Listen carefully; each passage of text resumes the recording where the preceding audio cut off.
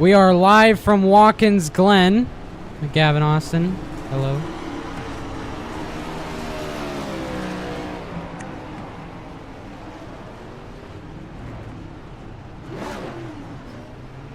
Yeah, I am too. Excuse me for a moment.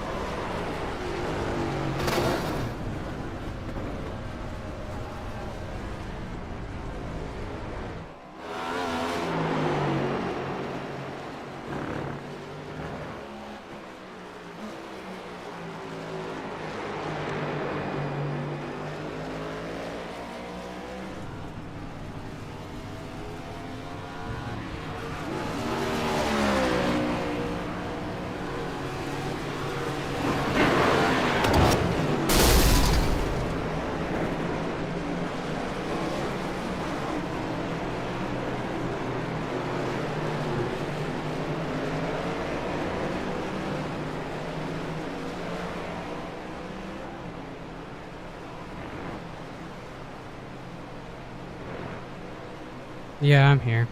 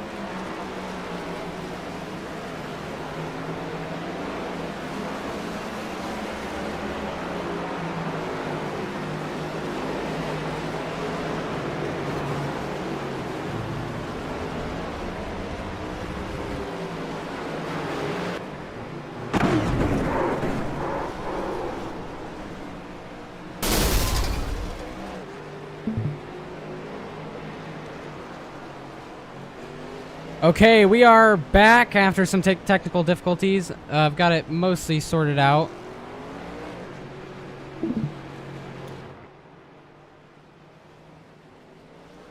So we're excited. We're gonna get some racing here at Watkins Glen.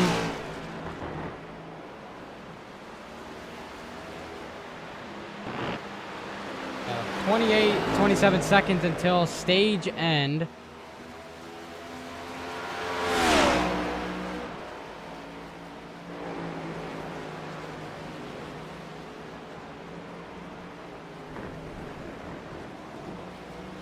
Yeah, but we're back. We're getting ready.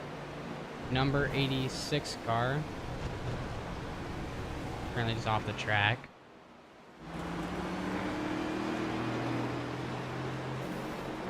A couple others just trying to set down the last seconds of practice, trying to get anything they can with the car. And Lawson is going to go in the grass. All right, well, it's qualifying time.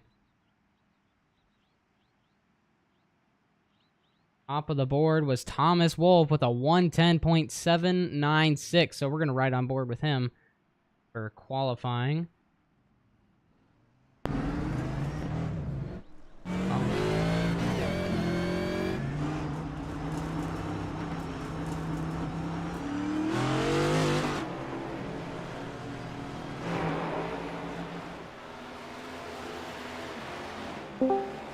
Watch everyone for now. We're going to. Well, here he is right here. The man right here.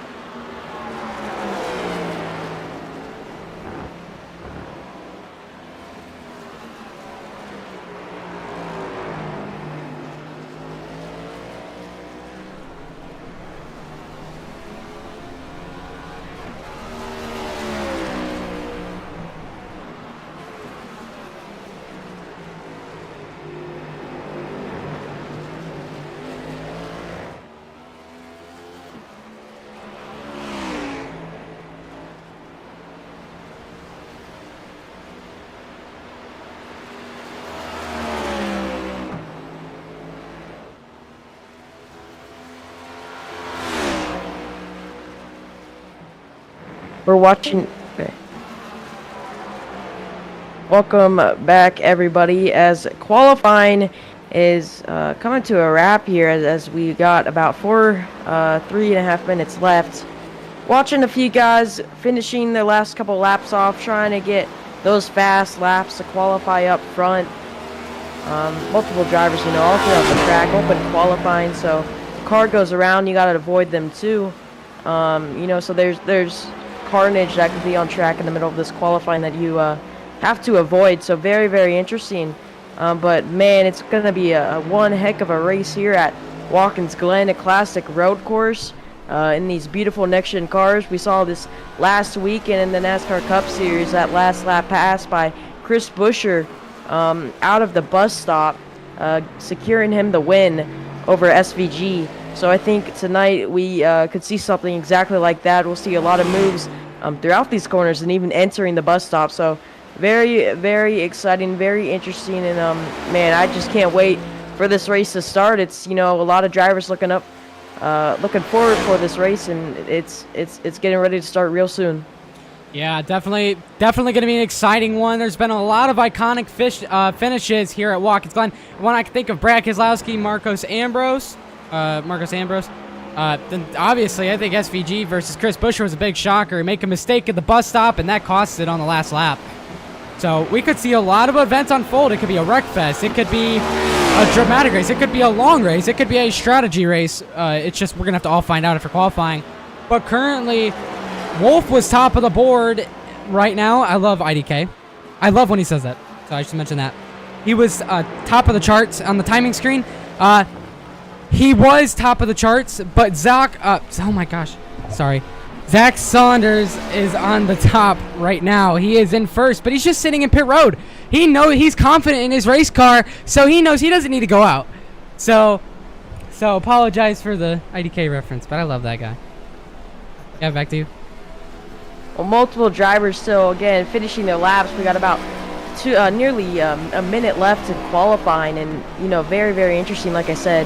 All of these drivers out together competing for their laps. So you see a couple drivers go around throughout this qualifying session kind of interfering with others, not on purpose, but one driver makes a mistake in front of another, and that could mess up the driver behind them's lap. So very, very interesting.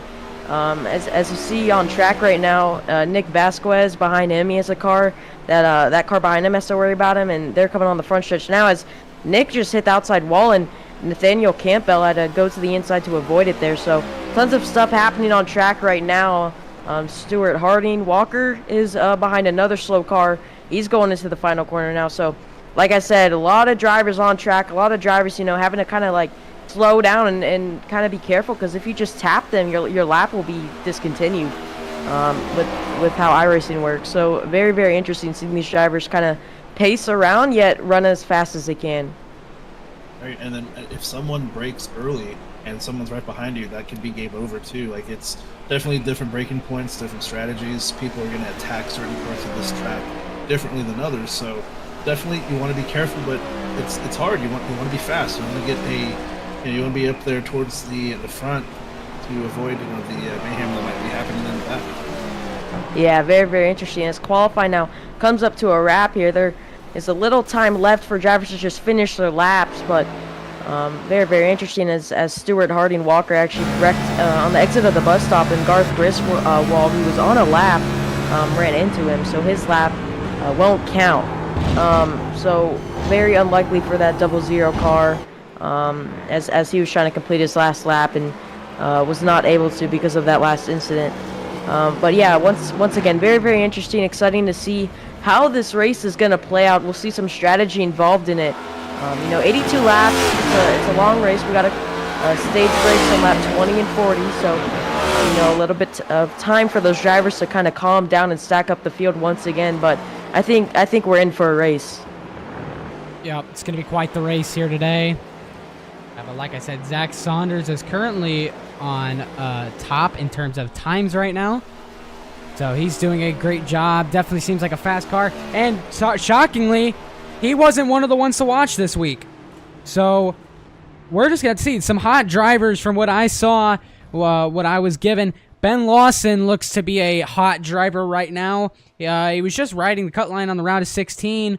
But you know what? He's shown up in late season form here, and he's proven out. But he's only P13 right now and needs to improve on that. Thomas Wolfe, though, already in second place for qualifying.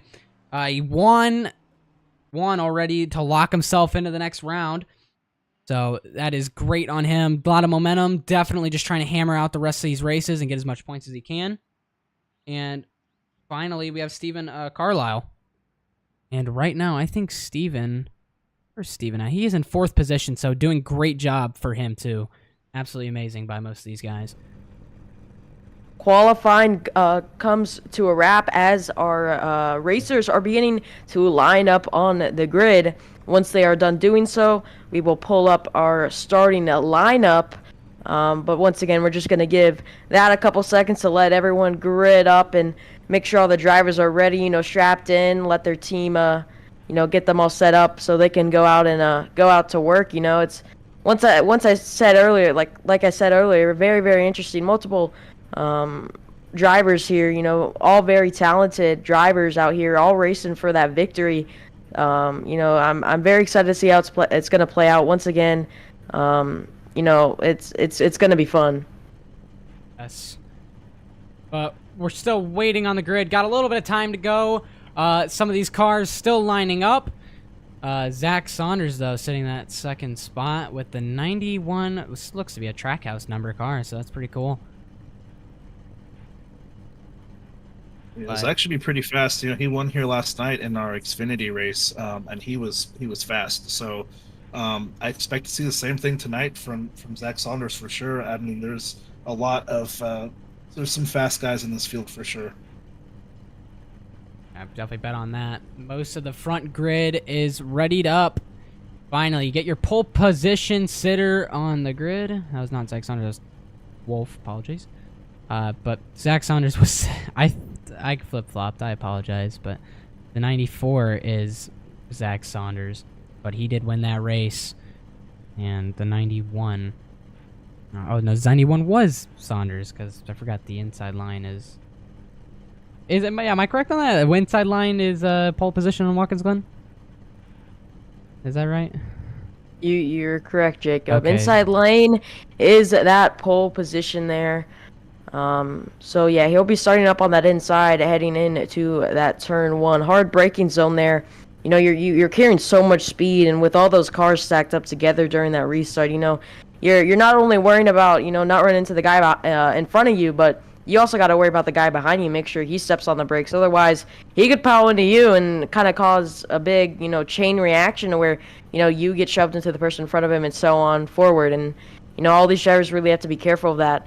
But minute and 20 seconds left in the grid. Last couple drivers still getting on the grid. Very, very exciting, very interesting. I'm excited to see how it's going to play out. Yeah, once they get rolling, we'll roll you through the grid. But man, look at all these cars. Massive field tonight. Massive, massive field. Gotta say that. Wow, this is certainly an impressive field. I have not seen a field this big in a while. Yeah, great job.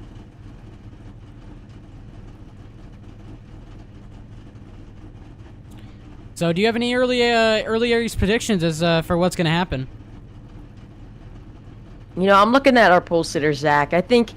As long as he has a good start, which he's starting in that front row, no one in front of him. I think, he has a clean track ahead of him. I think we'll see him pull away pretty early on. Like Joe said, winner of the Xfinity race last night. I think we could see him up in victory lane if he doesn't mess up and doesn't get involved in anything. So I think he has a great shot at winning tonight. Certainly, but I'm looking at a guy right next to him. I mean, you can't count out anyone in the top 10. You really can't here at Watkins Glen, because some people, they like I've seen many people, they qualify terribly. But once they get in that race trim, it's just like it just comes natural to them. But as we're rolling on the grid, let's run you through it. So, starting on row number 1, in pole position, the number 91 car of Zack Saunders. After that, on his outside, it's going to be the 94 of Thomas Wolfe.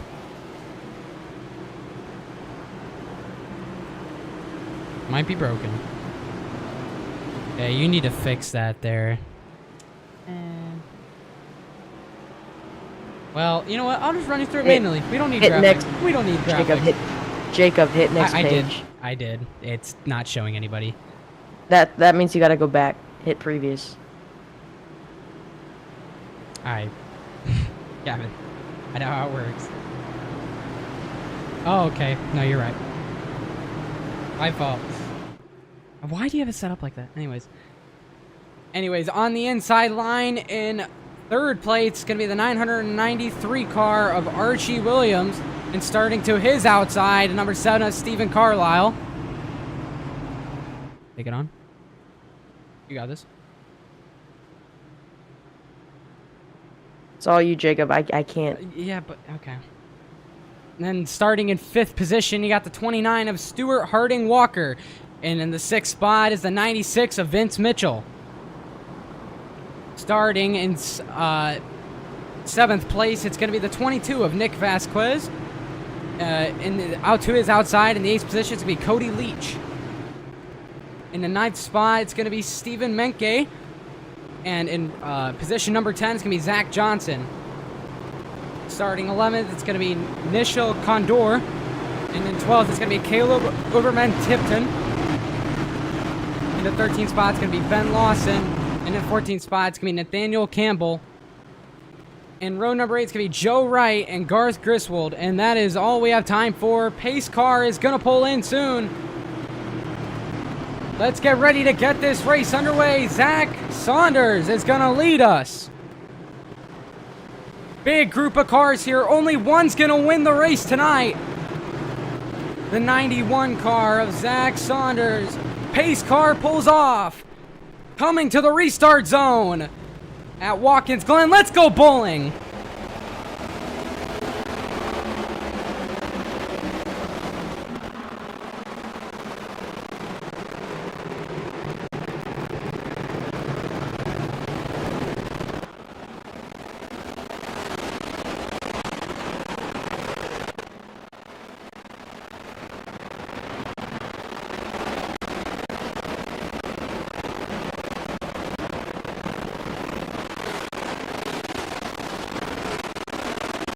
Zach with a huge start. You see him took the lead with a huge jump, going into the bus stop now, running that lane perfectly.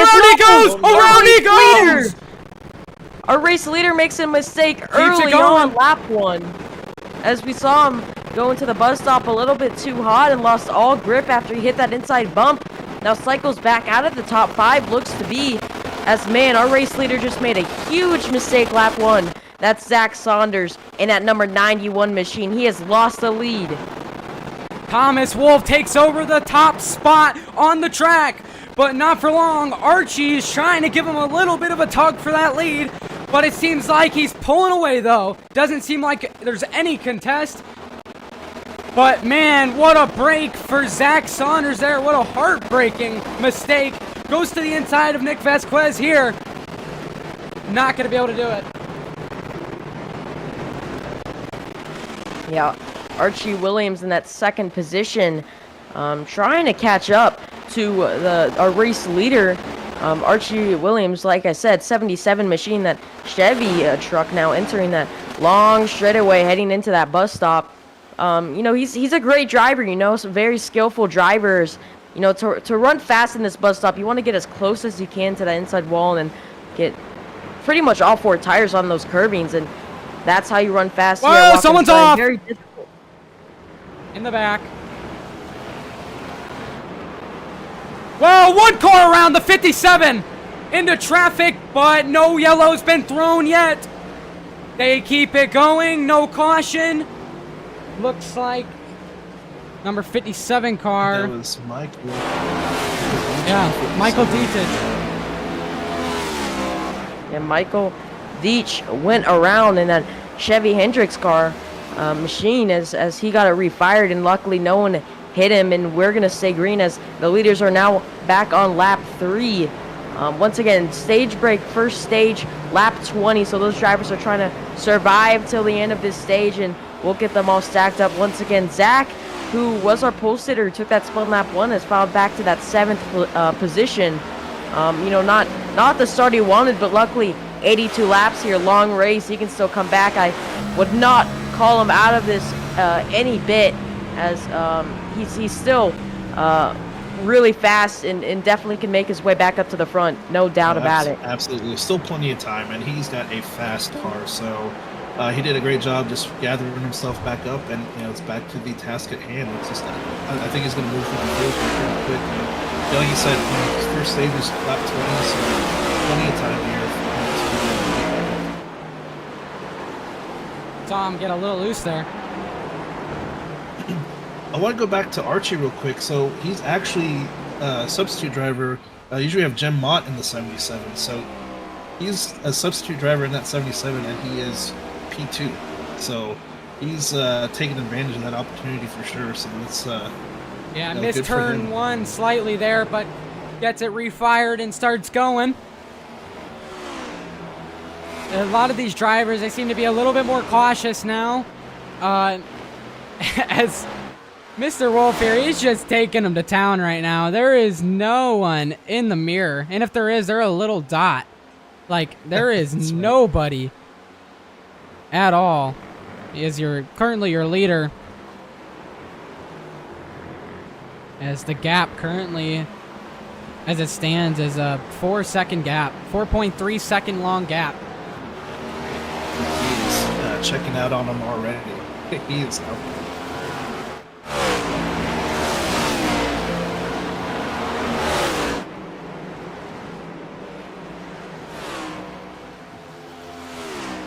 Yeah, I'd like to talk about that. There is barely any track limits here. On iRace, obviously, there's a limit to track limits. Normal NASCAR, you can run way beyond the rumbles, but on iRacing, you cannot. In the second to last corner of the track, you run too wide there, you're going to get a slowdown. Turn 1, you run too wide, you're going to get a slowdown. The only corner where you can really execute a runoff is the corner right after the carousel. So right, yeah, and they got to be mindful of that. Yeah, they got to be mindful of that too. They get a run and go too high in that first turn, and then all of a sudden they're going to have to yield to give that time back that they gained off that corner. So it's something that I'm sure is on their mind as they're sailing through the bus stop here. The way they take the bus stop is just so smooth, just complete pros. But now that we're getting a little bit spread out, I'd like to go look back at what happened to Zack Saunders on lap number 1, because he just lost it. I don't know what happened there. I don't know if he got loose hitting one of those rumble strips. Maybe he wasn't anticipating it reacting the way it did. I'm not sure what happened. Yeah, we're gonna go to that.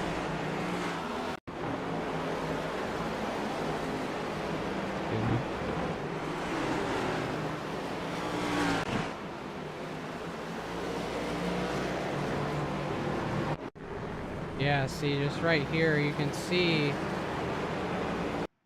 he just lost it. Didn't go back how I wanted to go back,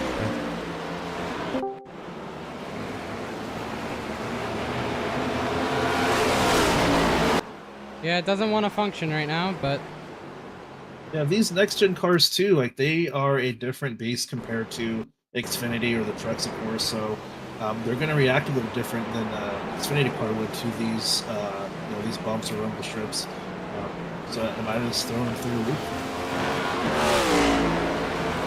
Yeah, he's made his way up to that 5th position. As we did see not too long ago, he was back in 7th, so already gaining his way back up through the field here on lap 6, coming to lap 7. So very, very interesting. Don't forget that stage yellow on lap 20 that will stack up the field once again. I think that will help him prevail just a little bit more, and he might be able to get back to the race lead here, as he's now trying to get up to that 4th position on the inside. Look at that, on the inside of the 7, trying to get there. Couldn't get there into turn 1. He's Close. gonna try to get past him throughout the S's. Yeah, He's wasn't behind able. Steven Apologies. Sorry. Yeah, wasn't quite able to get down on his inside into the position he wanted to make that leapfrog into the spot, but now he's right on his rear bumper coming into the bus stop. Might be able to make a move around here, around the final sections of this track in sector number 3. Choose a little bit of a more outside lane here, maybe get some runoff speed and capitalize it and pounce on the 7. You gotta be really careful entering that bus stop. One wrong move and that can send the car in front of you around and possibly yourself, as we saw earlier where he made that mistake, sending him around. So he wants to get around that 7 machine, but he wants to do it in a safe manner, safe way. Off track in front. One car in the wall off of the final corner. Looks like that's Stuart Harding Walker. Yeah, Stuart Harding Walker was towards the front. I believe he was running 3rd before he made that mistake in the number 29 machine. I believe he was right in front of the driver we were watching there. But so very interesting. That's really one of our top guys that we've Whoa, seen. 7 in the wall. 91's going to make an opportunity going around the outside into the bus stop. They're going to be too wide. 7 might just back out. They're going to enter the bus stop. Yes, he does. Zack Saunders hops into P number 3. Yeah, great pass by Zack. Took advantage of the 7's mistake and made it work as he's now up to that 3rd position here at Watkins Glen. Man, what a pass, what a move. Now fighting even more to try to get up to that race lead as he is moving here at Watkins Glen on lap 8. Yeah, you want to make up as much spots as you can before the stage break. Really going to need that to play out some strategy for later in this race, because it's a long one. You're just trying to make up all the spots you can and stick to your strategy. Yeah, very, very interesting. Coming on to lap 9 now, nearly halfway throughout the stage already. This race is going on by pretty quick at the moment. Green all the way so far, but I don't want to jinx it anytime soon because we still have a lot of action on the track. Multiple drivers will spread out throughout the field as, you know, a lot of stuff is going on at once. You see Cody Leach in that 5th position, that 5th third bank Ford machine. You see Chris Buescher, our winner here this week in the Cup Series, runs that paint. You know, a beautiful paint scheme, and he's definitely proven it well running that 5th position. Yeah, these cars. Vince Mitchell in 6th place. Sorry, I didn't mean to interrupt you, but Vince Mitchell, you know, last week in Atlanta, he wrecked, and I think he was a couple laps down. Could never really recover from being down those laps, and he wants to show out tonight, get a solid finish, and maybe even a win. So someone to keep an eye on for sure. Yeah, definitely a driver to keep on in that number 96 Ford machine. Sorry, go ahead there, Jacob. Yeah, it's the Discord delay. Like, for some reason, I'll talk for like a second, and then I won't hear you like a second later. I'm like, okay. But, anyways, we got a little bit of a 3-car battle here, a little further back. Between Mott, Menke, and a couple others, 3-car in front of them. Ben Lawson. Playoff drivers.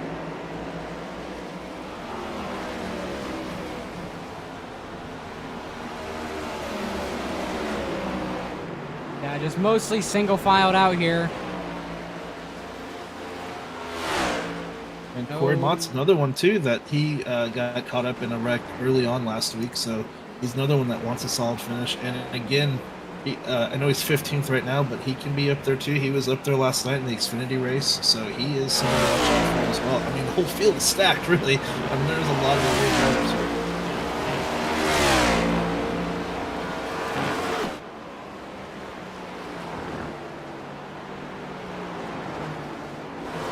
Yeah, you see him roll in the bus stop. That's Corey, once again, Corey Mott. That Joe was just talking about. Was running up front in the Xfinity race, and yeah, back in 15th at the moment, but definitely could be there at the end in that one Busch Light machine. As behind them we have really a 2-wide battle is between Garth Griswold, who's the 13th. He just had a car pass him on the inside It looks on like kind of Alan that long. Phillips just passed him out there. Yeah. Yeah, on kind of that secondary long straightaway for the last couple turns. You know, very, very interesting. You know, road course racing, lots of passes happening, but also a lot of incidents as Yeah, Garth Griswold. look at his front bumper. Yeah, I was just gonna mention his front bumper. It's got He has some damage there, so he might have had contact with another car. You know, going either into a corner or maybe he just lost it and lost some time and got into an outside wall. As the car behind him actually gets loose out of the first corner and has heavy contact with that inside wall. That's Justin Bell in the number 99 machine. He was running right behind him, and right as we said that, went around in the background, got some contact with that inside wall. You see his right front is a little bit banged up. Yep. Right front's gone. Yeah, heavy damage to that number 99 machine as he's going to try to pace it back around to the pits. You see him kind of swirly on that straightaway. You know, you could tell that steering's just all messed up, and you know that car is definitely hard to control right now. But he's going to try to leap it on back to pit road here, as yeah, big mistake. He's got a lot of damage. That left front is destroyed. Yeah, big mistake for the 99 machine on lap 11.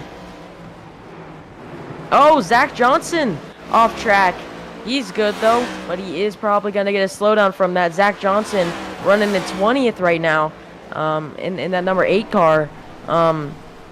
Yeah, big. He missed the corner completely and just went off track. He's trying to catch up to that 57 machine of Michael Deach right in front of him, going in through turn 1 now, beginning to go into the yeses, the two of them.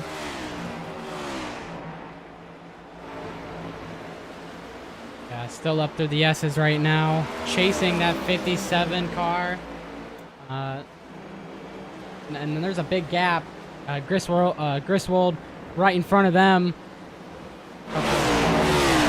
And still, once you get to there, it comes a little bit more like a pack because you've got 5 cars in a single line, a single group, and they're running right off each other. I mean, they got a little bit of draft there, I think. But it's not completely keeping them together. I think they're just like pretty much the same pace. I mean, look at them. Yeah, it's very, very interesting. A lot of racing at the moment between multiple drivers here on lap 13 now. So very, very interesting. Very fun to watch these drivers. Definitely the top couple positions as Zach still in that 3rd position trying to get up to our leaders. We saw him make his way by a lap car. That lap car, I believe, is Jonathan Ledger. And yeah, Jonathan Ledger, I believe in that it's a Dodge. So very unique scheme right there, unique manufacturer having the Dodge on that body, that Toyota body, but very, very cool. But Zach getting by him, no problem, trying to catch up to that 2nd position. Yeah, we're coming up on that stage break. About 7 to go because we're on lap 14 out of 82. 7 laps to go until the stage break ends. And so far, your leader, he's just in control of this race, I tell ya. Thomas Wolfe, absolutely dominant. Crazy driving today so far. Yeah. Just running away with it. He's just, and you know, he's in a good spot. He can just, he doesn't have to go 100%. He can just kind of go at his own speed, cruise, go to slow down, of course. But I think he's in a good spot. So, but still plenty of racing left. So we'll see how these stages really shake things up, and we'll see. Yeah, it has a huge lead and it really has nothing to worry about. Whoa, he's in the grass. Yeah, it's kind of running a different line there, but really nothing to worry about. It's a huge lead. You know, there's not really any lap cars around him, so you know, no one to worry about behind, no one to really worry about in front of him. So he's just running his own race right now, trying to, you know, hit the right racing line as you see him on that turtle, some may call it. But very, very fascinating, impressive racing by that number 94 machine. It's evident. You can see it. He's driving that car right on the edge of grip. Just look at him. He's all over the lines. He's literally loose through the S's.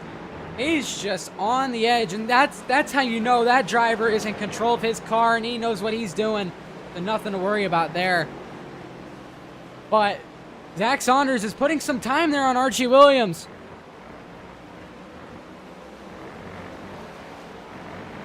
Yeah, that's our third place driver, who we saw was leading this race. Lap 1, made the mistake. Now trying to get up to that lead, and he's catching our second place driver pretty quick here. Second place driver, Archie Williams, that number 77 Spire machine. Carson Hocevar's car that he runs in real life. And what a beautiful Gainbridge scheme here. Seeing it on track on the virtual in the virtual world is awesome to see Archie running that beautiful scheme. But Archie definitely worried about the driver behind him, who is pulling in pretty quick here, as Archie's had a great race so far running that second position. Yeah, Vince Mitchell almost just made a move there on the 15 machine there. Ford versus Ford. Almost made a move, but wasn't quite able to complete it. But he looks to regroup, and he's probably going to challenge him here once again. Yeah, beautiful schemes for the both of them. Once again, like Jacob just said, Fords battling each other out, manufactured teammates, but that doesn't mean anything on a track like Watkins Glen. As once again, stage break coming in pretty close here, as we got 5 laps to go until the stage break. Very, very interesting seeing how some of these drivers are racing. We haven't really seen too many mistakes besides the one our race leader made in the beginning, and then a couple of mistakes from some drivers in the back. But very clean racing so far, been green all the way, and it's been fun to call. Big jump from Zack Saunders on Archie Williams. Locks up the brakes a little bit, but he gained a lot of time out of that one. He's trying to do everything he can to get up to that second position. He wants it, and he wants it bad. As he tried to get the better exit there, didn't really prevail too much, but he's definitely the faster car, and he's looking to make the move anytime now. As you just see how much he's sending the vehicle. Has what a wide exit throughout that first corner there. Could potentially be an iRacing slowdown. Not sure as if they clear those, but 77 in the wall. Here he comes, down on the inside. He makes a move to the inside, coming into the bus stop. He's going to think better of it and back out with the 77. We saw him make the mistake earlier in the bus stop. He does not want that to happen again after he's made all this progress, getting his way back up for the chance to get in the second position. So he is going to think smarter of it and try to wait for another opportunity to pass the 77, which time will come real soon, because he is flying right now compared to the car in front of him. Yeah, he's just seeming so much more in control under the braking. And I don't mean in The control. 77's Whoa, wide. he went wide. I don't mean in control as he's in control under braking. He's loose, but he is gaining a lot of times in control of his car. He's sending it down the inside. He has the run. He's looking to the inside of the 77. He's there. 77 breaks a little bit early as they're side by side entering turn 1 here. The 91 on the inside. Inside prevails as he's going to clear the 77 for that second position. 91 back up to the front 2 here, as now he's focused on catching the race leader, who is multiple seconds ahead, but he is running faster laps at the moment. I just don't think there's enough time with the stage break coming in 3 laps. Yeah, not enough.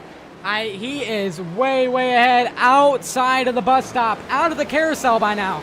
A lot of lap traffic, but I don't think it'll be enough to upset him.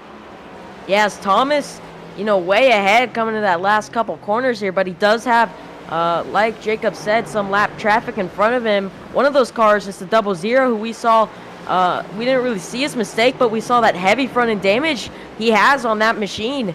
He's excited for that stage break to come out, but for him to really prevail with that stage break, he needs to fight for this lead, to stay on this lead lap with 2 laps to go, as the admins have now closed the pit entrances, as once again 2 laps to go left in this stage. That 00 is going to do everything he can to try to stay in front of our race leader right behind him. Yeah, I gotta try and stay on the lead lap.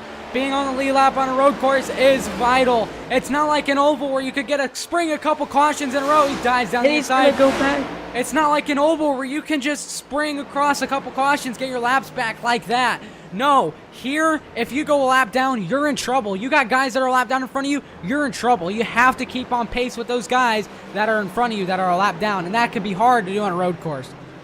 Yeah, the 00 ends up going a lap down now, but the 94, our race leader, has another lap car to pass right in front of him.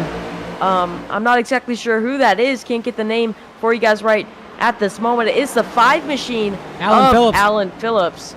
Alan Phillips running 16th at the moment, fighting it to stay on that lead lap, just like the 00 did, as the stage yellow is going to get ready to come out here in just a quick second, as the 94 is looking to his inside.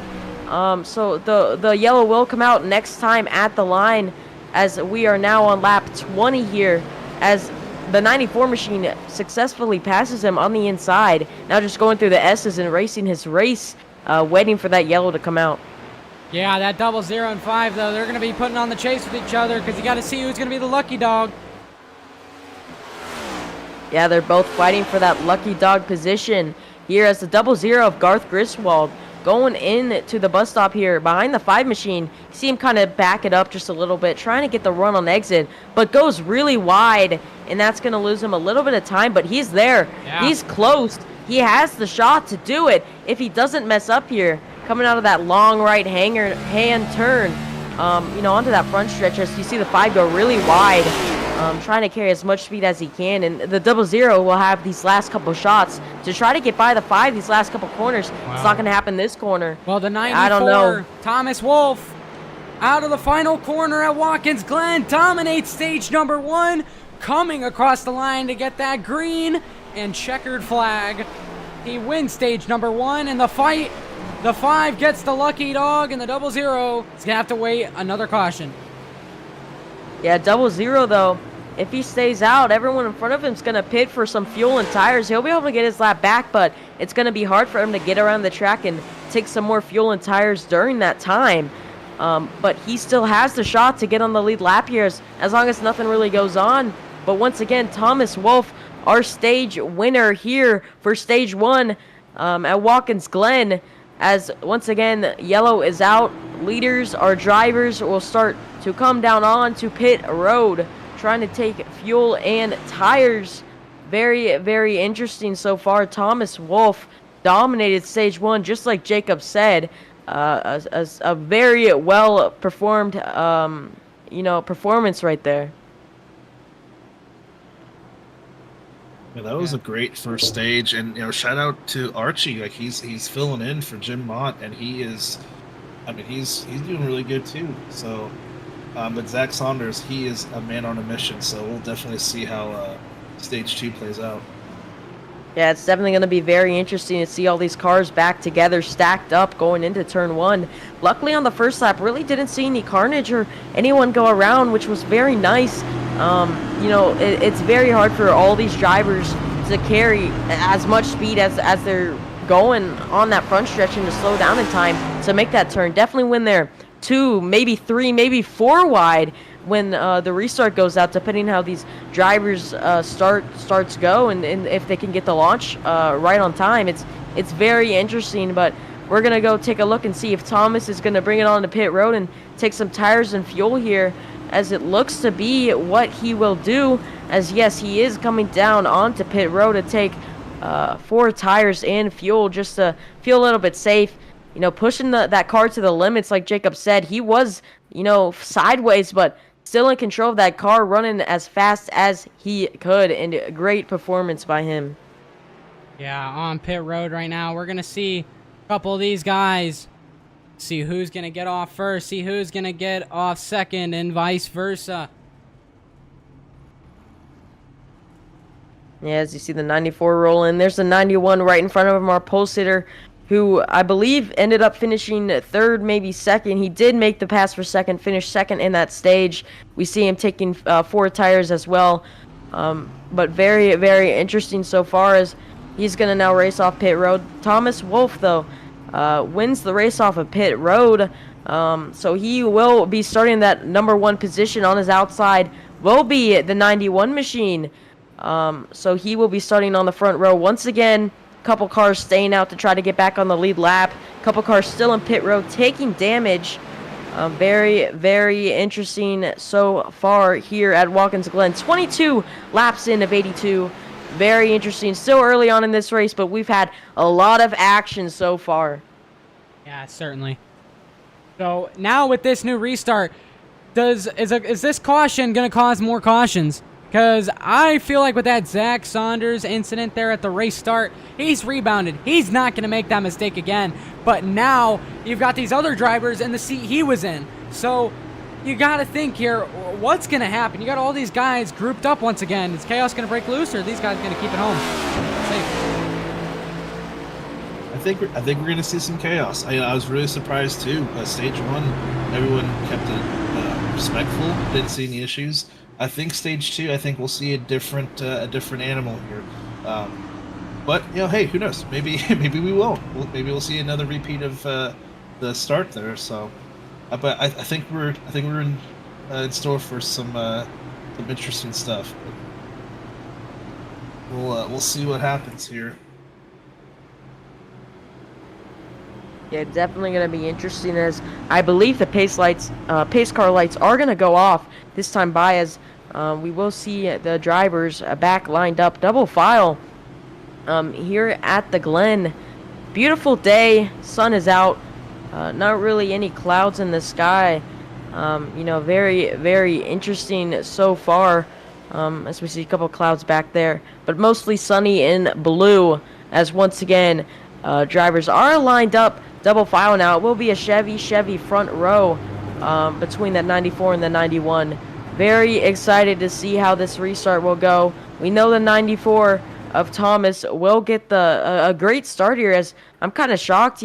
He's our race leader, but he decided to pick the outside, pretty much giving the 91 the inside heading into turn 1, which wouldn't be my call specifically, but definitely interesting, and we're going to see how that goes into play here. Well, when you choose the outside on a road course, it means you're confident you're going to get the jump. And if you don't, you're still confident you're faster. You're just extremely confident overall if you want to choose that outside or be on that outside in general. So Thomas Wolfe, he's got something rolling with his race car, but now he's got his competitor back in the second spot there. That is Zack Saunders. Yeah, very, very interesting as you see them rolling into the bus stop for the last time. Pace car's going to hook a hard right into pit road here. Used to saying left on those oval tracks, but we'll be hooking that right turn on the pit road, as once again Thomas Wolfe on that outside lane will lead us to the screen flag. Restart is all in his control. 91 has to get the perfect start to be in contention for this lead entering turn 1, but I think the 91 will be up there sometime this next lap, fighting for that lead position. He's a fast driver. He has a fast car. We've seen it this race so far. It's just we're wondering how it's going to play out this restart. Yeah, and we're going to send it away with you, Gavin. Start off stage number 2. Your front row, Thomas Wolfe and Zack Saunders. It's going to be a duel of those two. Who's going to get it at the checkers of stage 2? Going into the final corner now, entering the front stretch, pace car hooking hard right on the pit road, all up to that number 94 in the restart zone. It's his choice time when to go, as he's off here at Watkins Glen. Once again, we're green for the beginning of stage 2. What a jump by that number 94 machine as he clears the 91 entering turn 1 with a huge gap. See, 91. Man. He's there. He's coming in fast as he's sliding. He's pushing that car to the limits. Yeah, he's pushing it. Yeah, he's pushing that car to its limits as he's sliding now. Entering the bus stop, made that mistake the first lap. He's got to take it easy here. 94 really fast, but so is he. But he just has to take it easy and try not to be too aggressive. And I think we can see him prevail pretty soon. But Thomas Wolfe still out front, has a couple car lengths of a lead here from the 91, as the 91 is charging pretty fast. Still some double file racing in the back here. Nick Vasquez is side by side the playoff car. Backs out of that one. Yes, we see a couple drivers in the back kind of locking it up into that final corner, but no wrecks so far. Still. Whoa, big loose. Single file is a huge slide from that number 1 machine. Saves it, keeps it straight.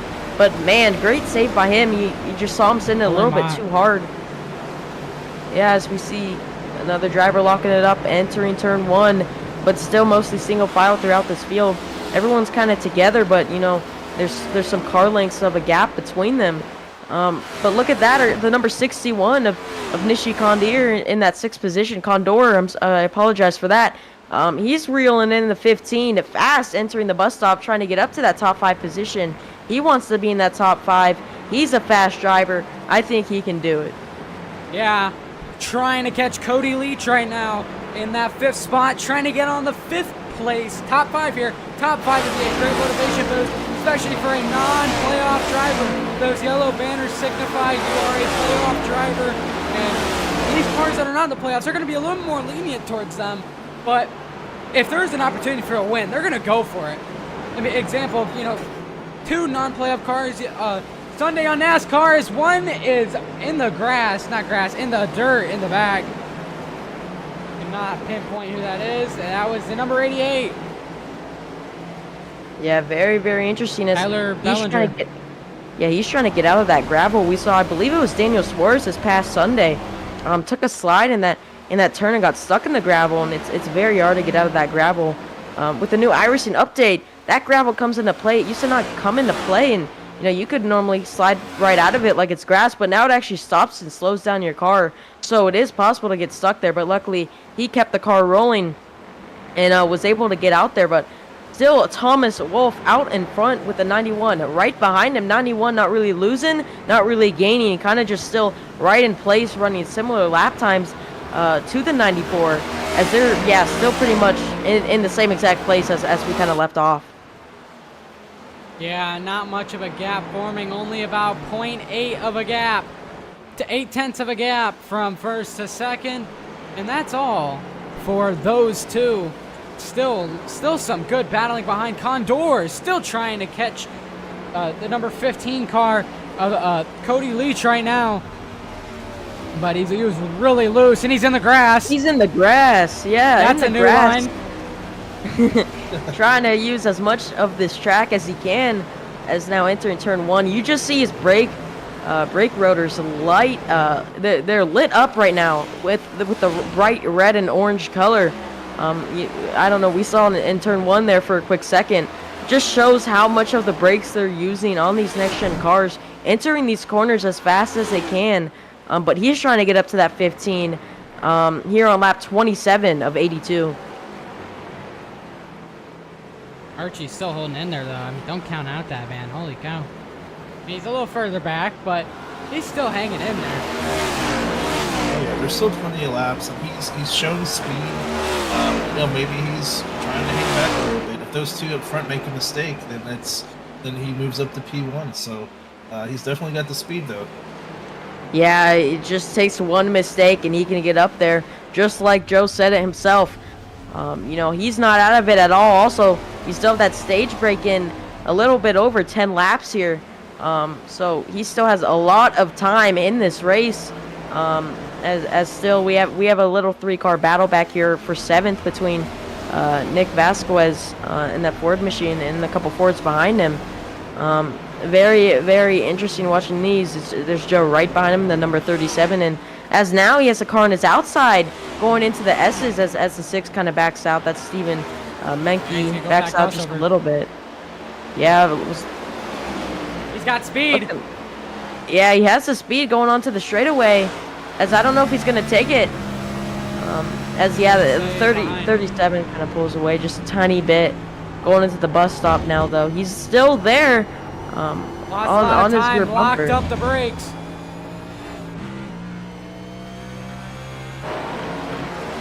And that's a risk that you run with the more wear you get on these tires. You're gonna have to slow down your braking point changes a little bit. We saw a little bit of that last night in the Xfinity race.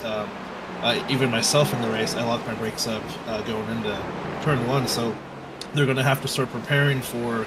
They get a little bit of wear in those tires. You're going to have to back up your braking points a little bit and kind of adjust from there. Condor finally into the 5th spot, makes a move on Cody Leach. And might have actually been a mistake from Cody Leach, but nonetheless, he's gotten himself into the 5th position now. And that's all that matters. Mistake or no mistake, he still got past the 15 machine, which, you know, is a great great way to get up into that top 5. Both of them very fast drivers, both Fords. Very, very interesting though, as we are 12 laps to go left in this stage, approaching 11 as we see the 91 now under pressure. Yeah, 91 under pressure from the 77 of Archie Williams now, who's not too far back behind him. I say there's 3, 4, maybe even 5 car lengths separating them. Well, get this. They've been running consistent 1:11 lap times. Zack Saunders last lap, 1:15.69. Something had to have happened there. Big mistake, major mistake had to have happened. As we missed Zach's mistake this last lap, as we did see that mistake lap 1, of course. He was our pole sitter. But, you know, you make mistakes still early in this race. You're in second. You got to put those mistakes behind you. Get back in control of this car and just, you know, race what's ahead of you. You know, you can't think of those mistakes or you're just going to keep having those mistakes, you know, if you keep thinking about them. So he's just got to, you know, reset his mind, focus on his car, focus on the track, focus what's on in front of him. And I think he is doing that right now as he is starting to pull away from the 77 once again. And Zach is so good. I watched him last night with maybe a span of 7 laps, 8 laps, run second and was catching the leader. Leader was maybe 2-3 seconds ahead and just lap by lap, just nipping away at that lead. So he's a man that can get it done. And I think you're right. Just got to regroup and just, you know, you have a bad lap, that's okay. Everyone else is probably going to have that same thing happen to them. So just got to keep digging. Yep, long race ahead of you. Forget those mistakes. Great job explaining it, Joe, because I couldn't have said it better myself. Like, once again, now we're at 10 laps to go in the stage. Thomas Wolfe still leading this race. He's pretty much led every every lap so far in this race. And yeah, he's doing a great job. And not much battles here, but no, we do have a somewhat close battle still. It's still Stephen Menke and Joe Wright and Nick Vasquez. Still, those 3 are still in a bunch. Those 3 are glued together right now. They are close. Look at that 4th car in the back, not too far behind them too, trying to get up in all that action. Walker. Yeah, running that 10th position.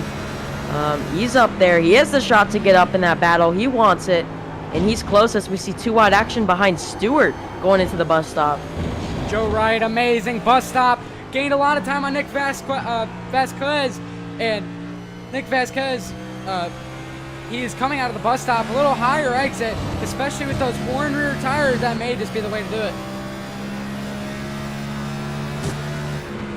Good Stewart, he's closing in on Stephen Menke. He is there. Wow, 4th position, 4-car battle. Here comes Stuart Harding Walker on the rear bumper of the 6th machine of Stephen Menke.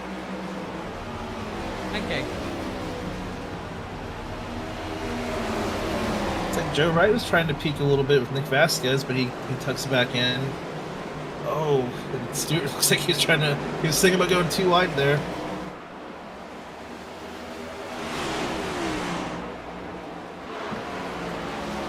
He's got a run on him here at 29. Stewart has to back out of that one. Had a major run on Steven there, but just couldn't quite take it. But coming to the bus stop, he's still got momentum. He looks to be faster than most of the people in this group.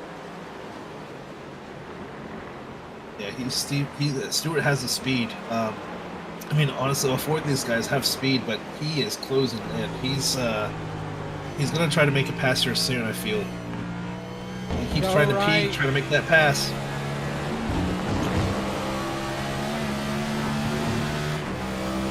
Yeah, he has the speed to do it. He just has to think when's the smart time. He's taking that shot now. Yeah, on the inside of the 6 now. As the 6 is really wide, he's going to end up clearing the 6. Yeah. Go right now, trying. Whoa, 6 around in the back. Stephen Menke's around. Huge hit in the outside wall. No caution, no debris, no nothing. We keep it green. Looks to be some damage on that number 6 machine. Huge hit for Steven. Man, this early on, lap 33, luckily still has a stage break to try to fix some of that damage, but man, his race kind of just went up in smoke there out of the last corner. Luckily, I don't see too much damage on that Ford machine, but he definitely feels some damage internally and with that with how that car is handling at the moment. Yeah, these Good cars. job gathering it back up. So that could have been bad. We're still watching these two trying to capitalize on their mistake. Here he comes, down on the inside of Joe Wright. Still, he's got room.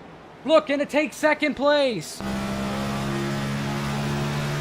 This has been the prime spot for passing. He brakes later, pinches him down, tries to keep him off. Coming to the final corner. Stuart Harding Walker still side by side with the 37. Joe Wright putting up a fight. Still sending it down into turn 1. 37, a little tight. Locks up the brakes. 29, 37, sorting it out door to door, trying to bounce off one another. Close quarters racing. The 29 free into the 8th position. Stuart Harding Walker passes Joe Wright. Now his next target is Nick Vasquez. Stewart wants that. He's fast and he's showing it right now in that number 29 machine. Man, he's just watching it in these last couple of laps. Man, that's entertaining driving from that 29 machine, and he's on. He's looking for that car in front of him as he's catching him pretty quick here. Yeah, Stuart. I raced a lot with Stuart Harding Walker, and he is all around a great racer. But road courses, that's his forte. Like that is a man that's always going to stick his nose where if he sees sunlight, he's going to go there. If he has a run, he's going to go there. As we can see some damage on his car, so he's not afraid to get in there. Look at that last corner right on Nick Vasquez's rear bumper. They head towards turn 1. Is he going to go for a dive bomb? Oh, takes a peek. He thought about it. He's still thinking about it. Sends it in a little bit. Compromises the racing line, but it's not going to matter. Still got a 3-car battle going once again. Yeah, as now the car behind them is starting to catch up just a little bit. He might be able to have the action here, but he's watching in front of him. You know, what he's thinking right now is he has a little bit of distance from those cars in front of him. He's thinking, well, he's going to go for the move here entering the bus stop. He can make a mistake and end up wrecking both of them. Thought about it. Yep. Too wide in the bus stop. That's, Riding on you're just board with asking for danger, asking for trouble. He's getting under that He's 22, there much better line, though. not allowing him to get there, forces him a little wide. He's still bumper to bumper with the 22. Nick is defending. He goes down the inside, sends a heave into the 7th spot. Yeah, Not they were clear. so close. So close to making a little bit of contact there. The 22. Clear. He's in going to the go wall. wide, scrapes the wall, but still has the speed on exit. I don't think the 22 will be able to get there entering turn 1, but the 29 up to 7th. What a pass by him is now the 22 looks to send it there. Oh, the 29 locks up. Goes the a little 22. wide. Nick Vasquez looking to capitalize and get his spot back. They head into Look the at S's. Joe Wright. Joe Wright's back. He's trying to capitalize on Nick. But Stuart Harding Walker's pulling away in that 7th spot.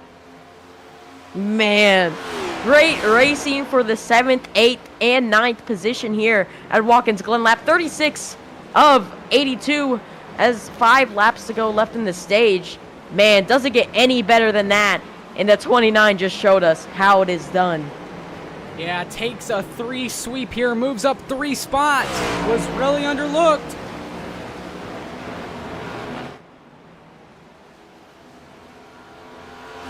Joe Wright just still slightly slower than Nick Vasquez, but Vasquez, one of them, but Nick Vasquez right now is getting hunted by the 37 of Joe Wright. Just look at him. He's hungry. He's chomping on that rear bumper already. Like He's thinking about peeking. He peeks. Let's see what happens here. He's going to outbrake him. he sends it. He Sends is. it down the He's inside. there. Watch Oh. this. Slide job. Slide job on a road Slide course. job. Not going to work. Wow, that I've never seen that. But man, he tried to get it to work. Just couldn't get it done as he's gonna lose quite a lot of time as he's sliding in the S's. Keeps it straight, trying to keep that car in control. And man, that right there really shows how much these drivers are pushing their car to the limits and how desperate they are for those positions. Corey Mott, Stephen Menke going to the bus stop side by side. Those two, it's going to be Menke getting the better out of the two. Corey Mott loses a spot. Two playoff drivers, every position counts. Corey's hungry. He wants to finish in a strong, wants to have a strong race. Wants to finish up in the top 10 or even go for a win. He had that bad luck last week at Atlanta, so he's hungry to finish this race and contest for a win. Stephen Menke, once he got past him, just seems like he's just going faster and faster. In that battle itself between the three cars, what looked to be Stewart Harding Walker, Nick Vasquez, and Joe Wright, those three were going at it. And I tell you what, you got a treat out of it. And it was also, who else was in the mix? There was someone else, but they made a mistake. Who was it? We had Stewart Harding Walker, we had Nick Vasquez and Joe Wright up there. We had I know Steven got into, I don't know if can't remember if he self-spun or what happened there, but he had... oh, that's right. Yeah, that's right. Yeah, I think he locked him up maybe, if I remember. I can't remember. Yeah, I know that's I got right. into the wall a He little bit. spun off the corner exit. Those four had a beautiful battle, and that's taken up most of the stage. We're 3 to go in the stage. Leader is actually already on 2 to go for the stage as he enters turn number 1.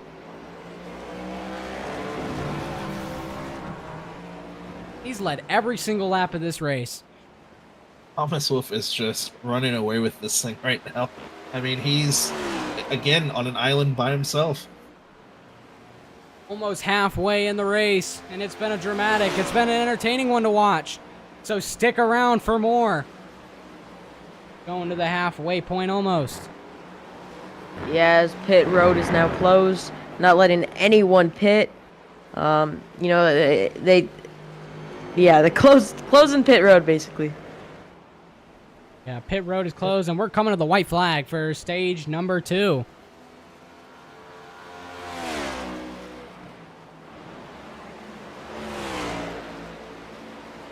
Ben Lawson, he's caught Joe Wright. He's coming.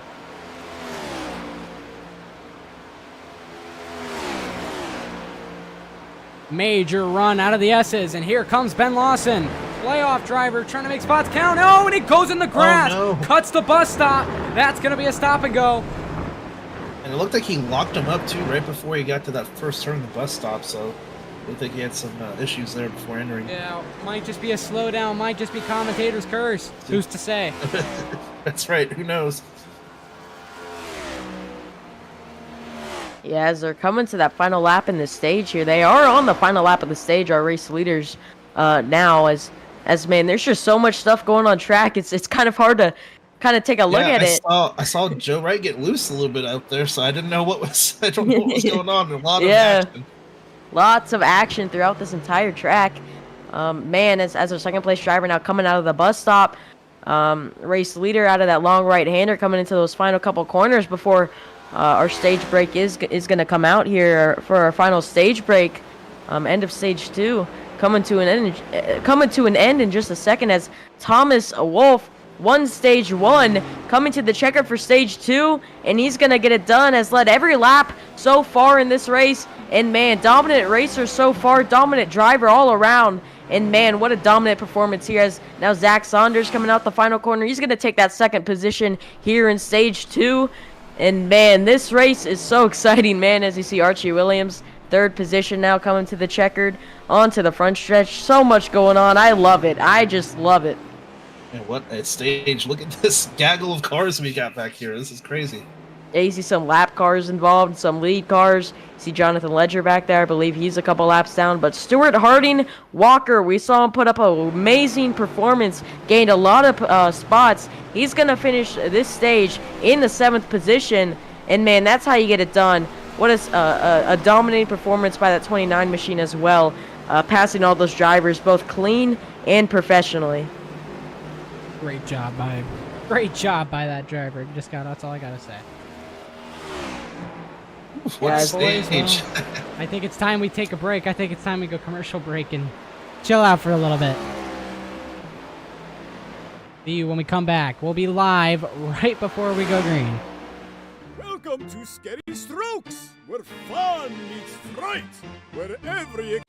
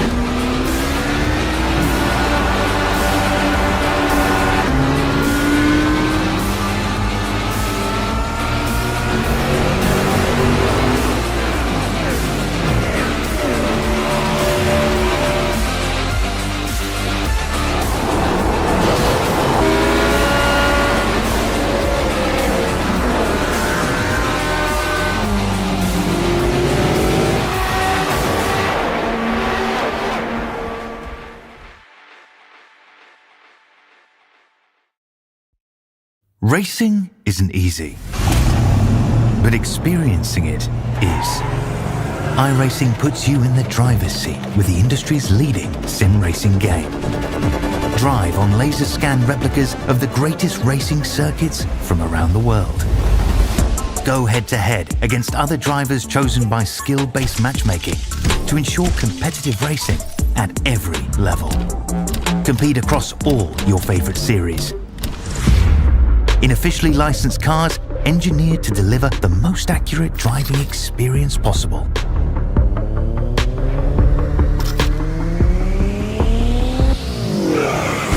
Join a race or host your own with players from across the globe. Race against the computer or in a league with friends.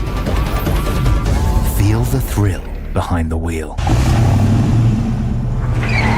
Visit iRacing.com.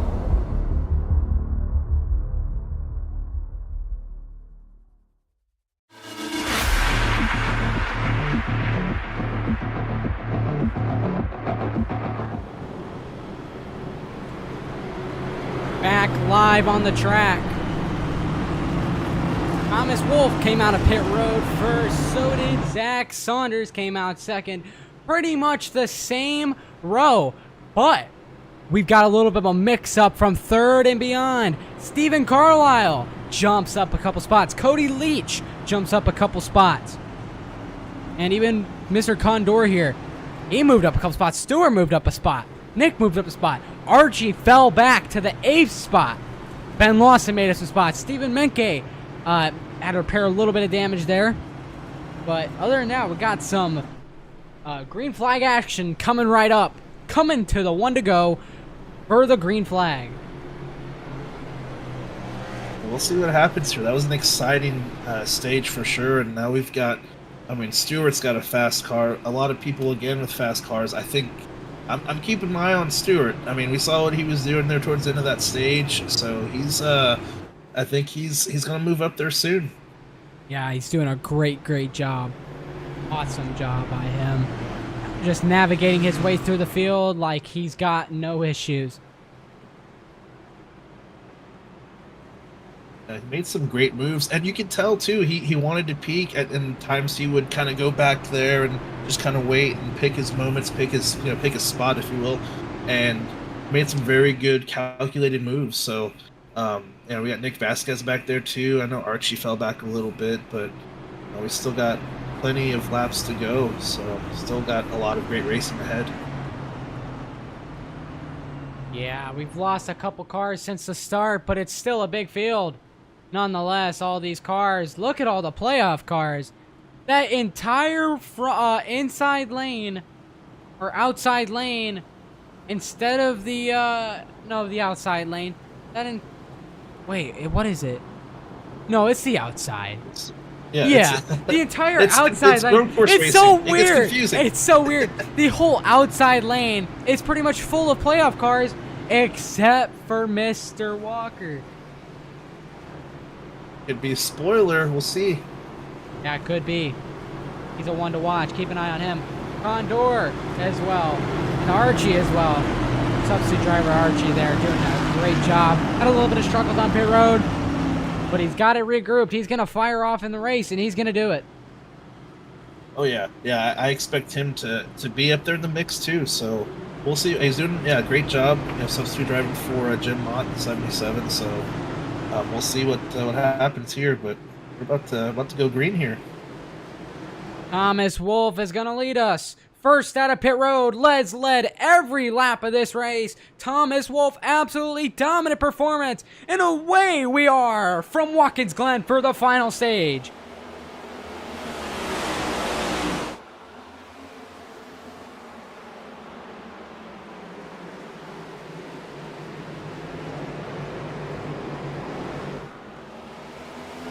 Zack Saunders racing with Thomas Wolfe down through the S's. Too wide in the back, midfield. Singled out in the S's. But a couple of these guys are hungry. They're going to look for some spots in the bus stop, probably. Maybe on exit, maybe in the carousel.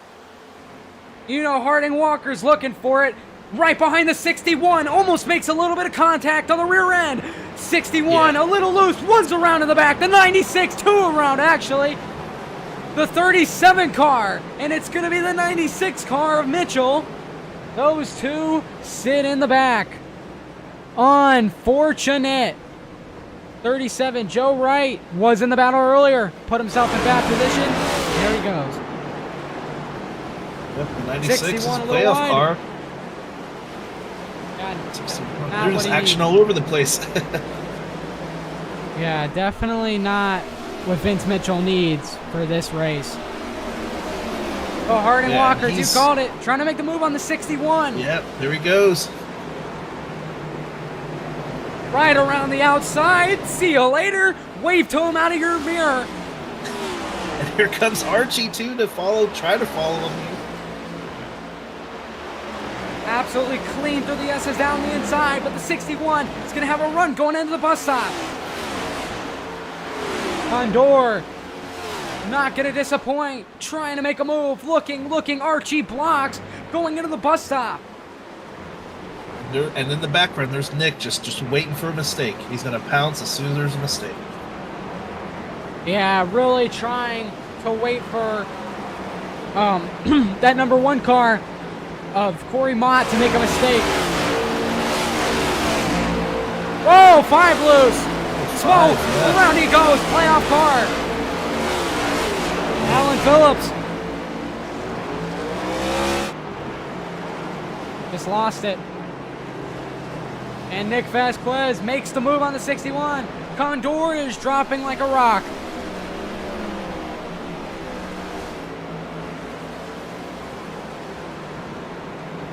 But in other times here, Stuart Harding Walker's making some ground up on Stephen Carlile here. Yep, he's fast, man. He's catching them. He's up to 5th.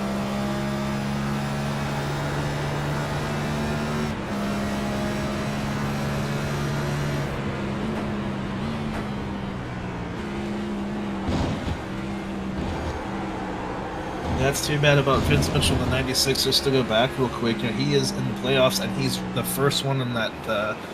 He's 3 points behind in our the cutoff there for the round of 16 that we have. So yeah, Vince not Mitchell what he wanted to didn't see. need that. Yeah, he did not need that at all. It's Stewart. My goodness. Stewart goes in the 4th position. Wow, 7 car runs wide, making a battle down on the inside. 7 trying to get the clear of the 29, but Stuart Harding Walker is charged into P number 4. Man, Stewart has been such a good driver this entire race. We've seen him been aggressive yet clean. He's been able to make Locks it up. passes then and there as wow. Locks it up entering turn 1, but clears the 7 Wow. as he's up there in 4th now. Man, Man, and look at Archie just just trying to figure out. Hey, I want to make some noise too. I want to get up there. Yeah. Archie and Stewart moving. They're moving since that restart. Man, this is Stewart showing us that he wants this win, and he has shown us well. We've seen him make aggressive moves all throughout this race, and he's succeeded with pretty much all those moves, and he just showed us once again how great of a road course driver he really is. And man, it's just impressive to watch him here at this track, man. It's so fascinating. It really is. It's like watching a surgeon. Like it's crazy. Like he'll kind of chill out in the beginning of the race and kind of lurk in the back, but then he's not quiet for long. He makes his presence felt, and he's up to 4th. I mean, he's running strong. Still only on lap number 48 out of 82 laps here at the Glen. This is the Watkins Glen race. Playoffs, high atmosphere, road course race in the playoffs. This could bust or boost lots of guys in the playoff standings, but so far hasn't worked out for Vince Mitchell. Like you said, coming into this race, 3 points below the cut line. He sits in 17th. That is not what that guy needs. He needs to move up, but there's nothing you can do. You just wrecked. Your car's junk, so you're just gonna have to drive it out. And is this the cutoff race? No, so we have next week it would be our 3rd race. That would be the cutoff race, I believe, and we're going to Bristol next week. So Bristol. Again, another track that's just it's gonna cause mayhem. Yeah, so you definitely don't want to rely on Bristol. You want to get all the points you can here. That's certainly not what you need. Yeah, it's been one heck of a race so far, as we're now on lap 49 of 82, and we've seen it all. We've seen, our leader, lap 1, made a mistake, early mistake. We've seen aggressive passing. Stewart, one of them in that number 29 machine to show us his aggressive passing. But look at Zack Saunders Zach, yep. trying to stay up with our race leader here in the number 91 machine. He's well on pace. He's doing great on pace. Both him and our leader, as they're pulling away from that 3rd position. Now heading into the bus stop here, both of them really 3-4 car lengths separating them, and all the 91 has to do right now is pretty much stay in the 94 space, in the range to coming in to the last laps. If we stay green here, to pounce and make that move. And he's in that range right now. He just can't lose a lot of time. He has to race clean. And be fast and can't make any more mistakes. We've seen him make mistakes throughout this race. Side by side, Cody Leach, Stewart Harding Walker going for the 3rd spot. Man, that 29 wants it all. Yeah, he is getting after it. Preferred With damage lane, too. preferred lane coming out of the final corner. The 29, Stewart Harding Walker, clear for the 3rd spot. Had some help from the 77 there, but the 77 now looking for that 4th position on the inside of the 15. Whoa, As he watch out locks the it up. brakes. Archie no. Williams is going to pounce. Stewart, he's going to get a slowdown. Oh, Lord of the wrecking! Around goes Archie Williams. Around goes Stewart Harding Walker. And that is going to put an end to their days. Wow. As they're trying to keep it off track here. Yeah, Harding Walker tried to merge. Oh, Yeah, they're no. stuck. Yeah, that Harding might bring Walker- out a yellow. They're stuck on track. That Harding might bring out a Walker yellow. Tried to merge back on the track and it didn't work. No 77 toes. Stewart stays on track, but man, you just see his heavy damage as you see that right front wheel facing to the right, and he's just going straight. That really shows how much damage he has, and you could just tell with how much he's wiggling right now. You know that car is hard to keep in control, and man, such a good race. Was up to 3rd and was just being a little bit too aggressive there here on lap 50, and ended up going around and man, just not how you wanted that to go with how well he was, and man, his race just went up in Came smoke. down into the track and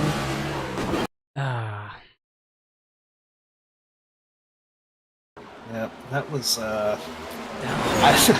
don't know. I don't even know what to say, to be honest. I mean, that was kind of crazy what we saw. He had a heck of a run going, and he locked him up, went up high, and I don't know if he what happened if he tried to clear himself or what, but just bad news for him in the 77. Too Yeah, bad. for sure. Yeah, bad news indeed.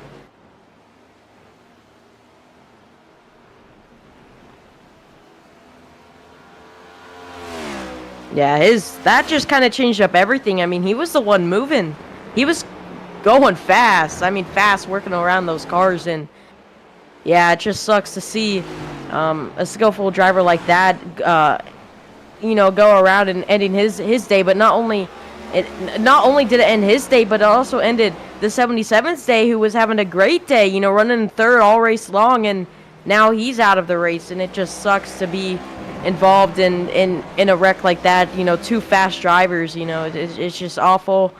To see that happen here, as we have some cars side by side in the final corner between the 1 and the 61, as they're side by side now on the front edge. Yeah. Mott loses a spot. Condor is gonna take over the 8th spot. Yeah, he made that outside lane work, and now taking up it up, side by side. Oh no! The We one- just saw this. We just saw this, and it did not end well, but looks like it is gonna end well. I mean, not for the 61 after gaining that spot and losing it. He's back right where he was, and the 1 now by him, and now the 61's under pressure from the 69 behind him. So one mistake, and you see that he lost a position and might lose 2 here. Vince Mitchell. Unless he gets it all under control. After his wreck, making up ground, trying to make a move on Griswold. Yeah, and here are 2 drivers that are on that. They're below the cutoff, so this is crucial for both of them. But with Vince Mitchell, he's I think -3, and check Garth up. is -7. Round the outside in the carousel.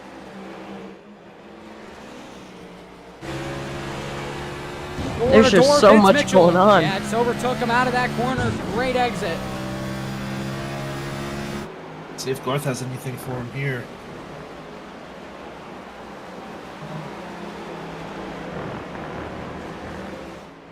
Man, so much going on all at once. It's like you don't know what to look at. I mean, there's stuff going on all over the track. my gosh. Whoa! Super wide, both the 61 and the 1. Super wide, both missed the corner. Man, that was crazy. Now in the SS61, back out in front of the 1, and I don't think the 1's too happy over the radio. Oh man, there's gonna Yeah, be. we We already know there's gonna be a fight in the garage after this one. Do we really need another one? We see Corey Mott here, and I know I think Tipton might be some laps down. I'm not sure, but he's back there with Corey as well. But not sure if he's be a lap down. I'm not sure. We might just see Jeff Gordon and Clint Boyer run into each other's haulers. You know what I mean? Oh man. Then the crews Yeah, are it's gonna the pile in. fifth- It's gonna brawl. 15 are third place drivers down pit road. Cody Leach, our first person to really Leach bring it down on strategy. pit road now. Yeah, pit road strategy. No one's good on fuel. He decides to take the early pit stop here to try to try to get as much time as he can. We see it's definitely going to be interesting to see how this is going to play out for the 15 with the early pit stop. Now we know that this really is the limit on lap 54 where you can be good on fuel. So I'm not going to be surprised if we see our race leader, second place driver pit very soon here, and so on. And, all those other cars pit very soon here. Yeah, we'll see if the 15. If I'm driving and someone's pitting, I don't want to stay out there too long because here at this road course, it's like minute 12 a lap. So, do you stay out? Do you go ahead and pit because the first person hits? It's kind of a strategic thing here. It's a little different on a road course than we're used to seeing on a traditional oval. Yeah, it's definitely different. Man, and Thomas Wolfe is just pulling away from the second place driver now in that number 94 machine. You know what? Let's just let's ride on board with him and see what he's doing, because he's just separating himself from Zack like there's no issue.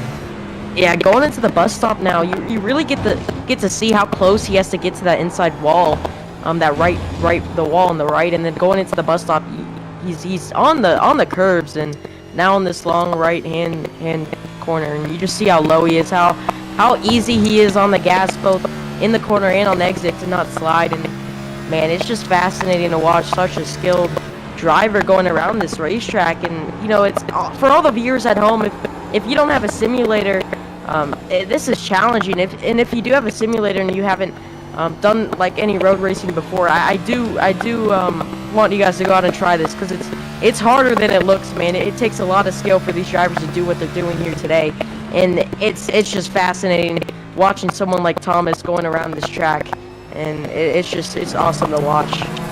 It looks smooth on TV. When they go through the bus stop, it looks like art almost. When you're in the car on the sim, it's kind of, it's a lot because you're hitting these bumps, and it's just kind of throwing your car hard. You're trying to navigate it to keep it from sliding, because you get that bump, there's a good chance that rear end will catch, and you're just going to spin off to the grass. There is a bus stop wall cam. You can definitely see how close they have to get. Oh my goodness, Zack Saunders. Man. Yeah, so close there. And it just shows how it's really neat. I tell you over and over again, it's crazy and impressive to what you gotta do to be fast. You gotta push the car to its limit every lap. To be fast, you gotta get as close as you can to that wall. And you know, it's so easy to make a mistake and rush that wall, and that can cause you to get damage and end the day. And it's just awesome to watch these drivers, you know, go through that and show us, you know, how talented they really are. Yeah, any tiny mistake is very crucial, like we saw with Zack earlier. You know, he made a mistake somewhere along the track, and his lap time was at minute 15. Next lap, at minute 11, back to normal. So that little mistake can cost you 3 to 4 seconds. 61 out of pit road. Had to have Zack Saunders go a little around him. Condor there.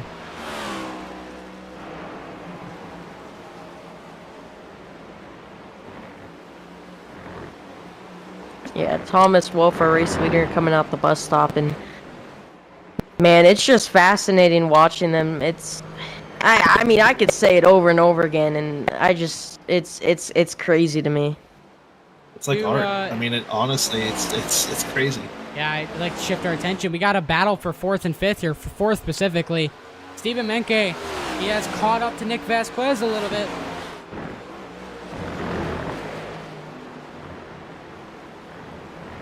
These guys are teammates, so Yeah. we'll see. You know, teammates, playoff drivers. We'll see. That will test that teamwork aspect of things for sure.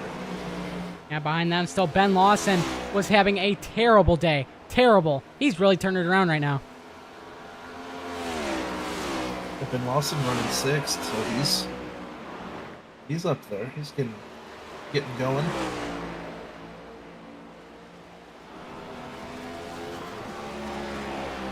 And just Zack Saunders and Thomas Wolfe, definitely the more impressive drivers today, because first to third is already a 26-second gap. That's insane.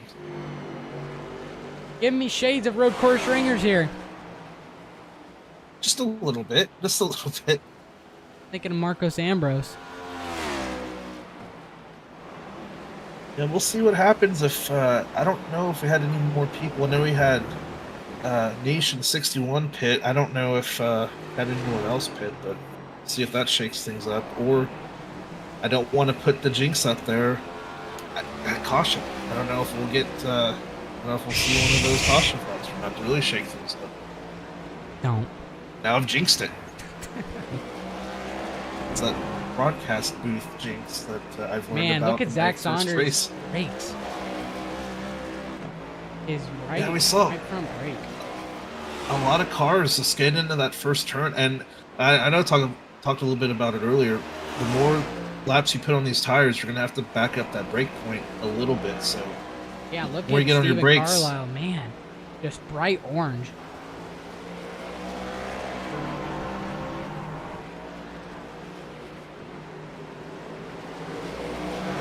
And these teammates still working together. Only about 2/10 off of each other in terms of total distance.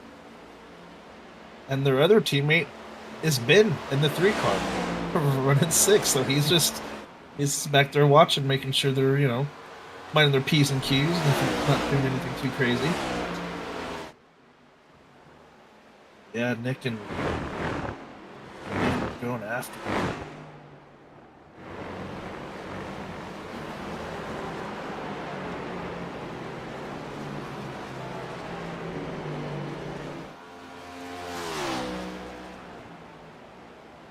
Lot of crazy racing. There was a lot of great racing in stage 2.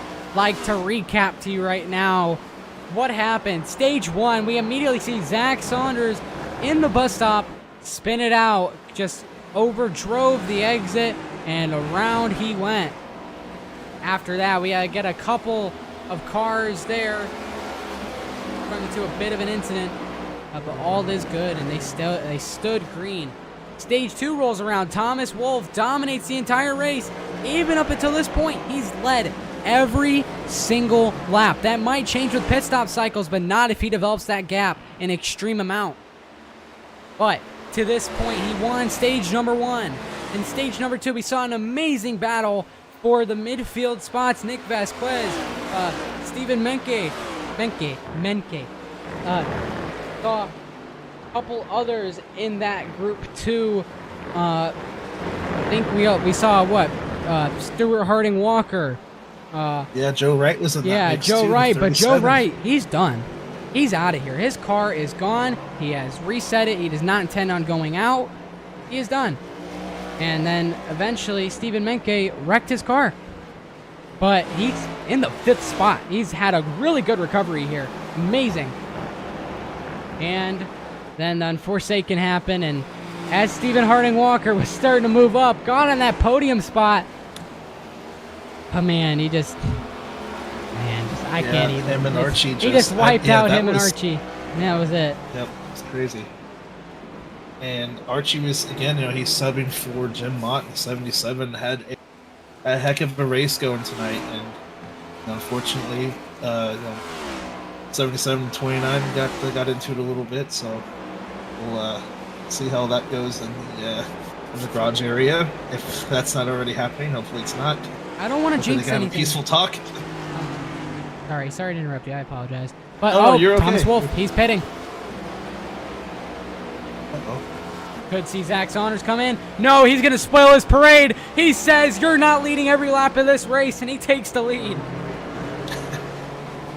That's his first time. He's leading besides, taking us to the green flag. Our pole sitter back out up front. And man, that's one way to do it. If I were him, though, I would pit this time lap. Like, you got that lap led, but if you just stay out, the longer you stay out, the more our race, or I should say our second place driver or our leader that pit there, the faster he's going to be, and I think he just has to pit as soon as possible. Yeah, definitely needs to pit here. Fresh tires can make the world here at Watkins Glen. They've already lost about a second off pace. Well, Zack Saunders has only lost about half a tenth of pace. So it's actually a debate as if you should stretch it out or pit. But I feel like pitting right here would be the right call, considering the fastest guy on the track just got tires. So you need to pit. Yeah, we'll see if he pits this lap here. He should. Looks like he's setting it up. Yep. Coming in. There he goes. He has all those lap cars in front of him on pit road as well. Multiple drivers entering pit road all throughout the track. Thomas Wolfe, yeah. New tires versus Nick Vasquez, old tires.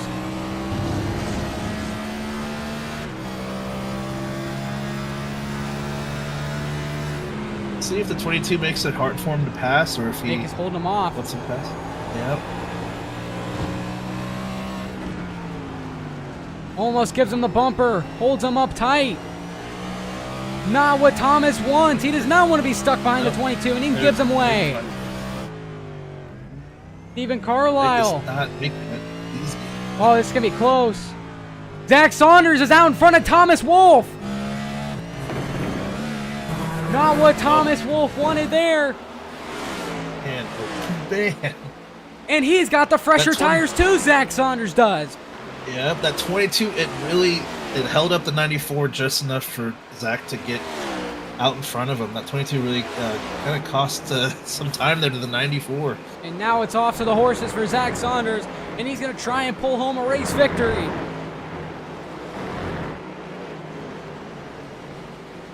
Yeah, man, what a dominant performance by Thomas Waffle. Sorry, not Waffle, I don't know why. Get food on your mind. Yeah, hey, I'm a little bit hungry, man. But Thomas Wolfe, what a dominant performance.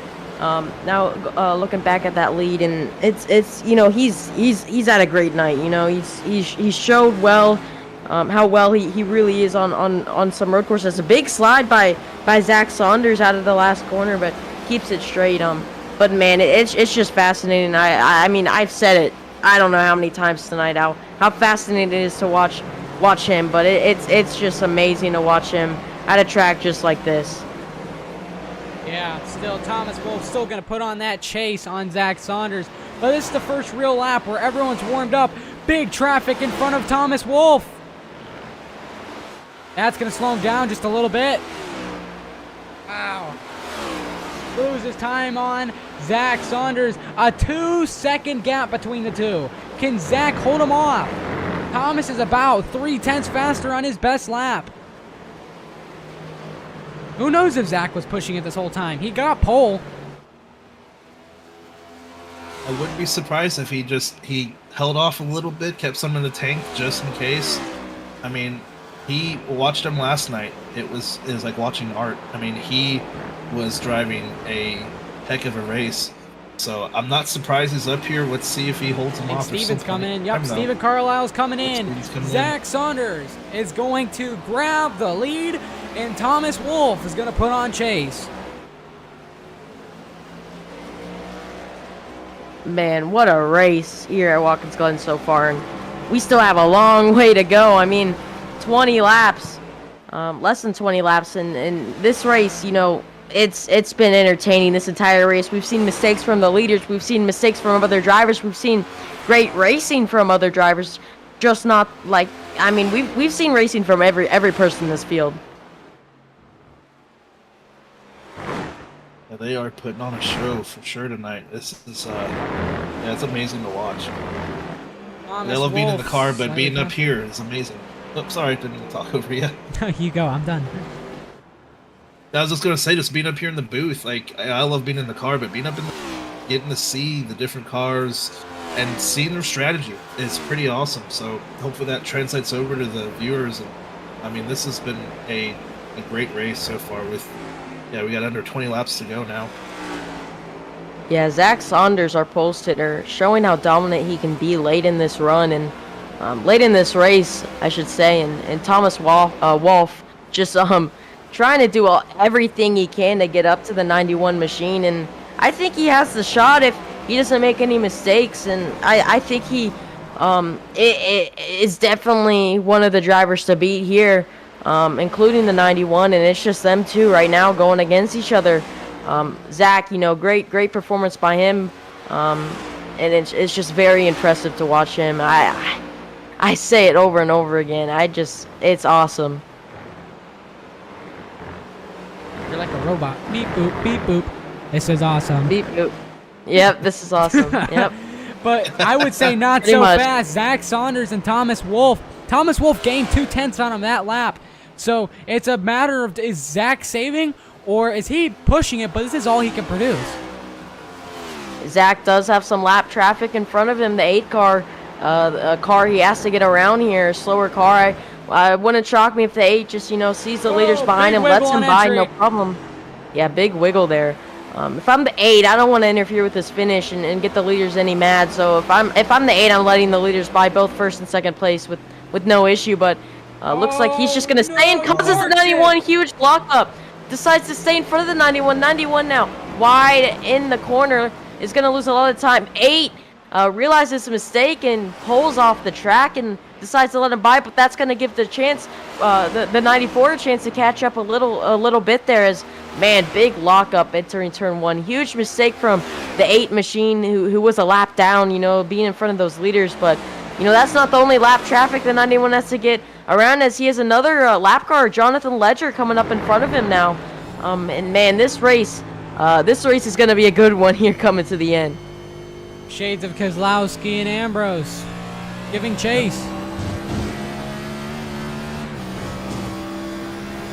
Whoa, Jonathan man, Ledger. get out of the way! are you doing? Oh my gosh! Whoa, close to taking out our second place driver. Oh, Man. a slide too by Zach. Had a little slide there. That was close with Jonathan there.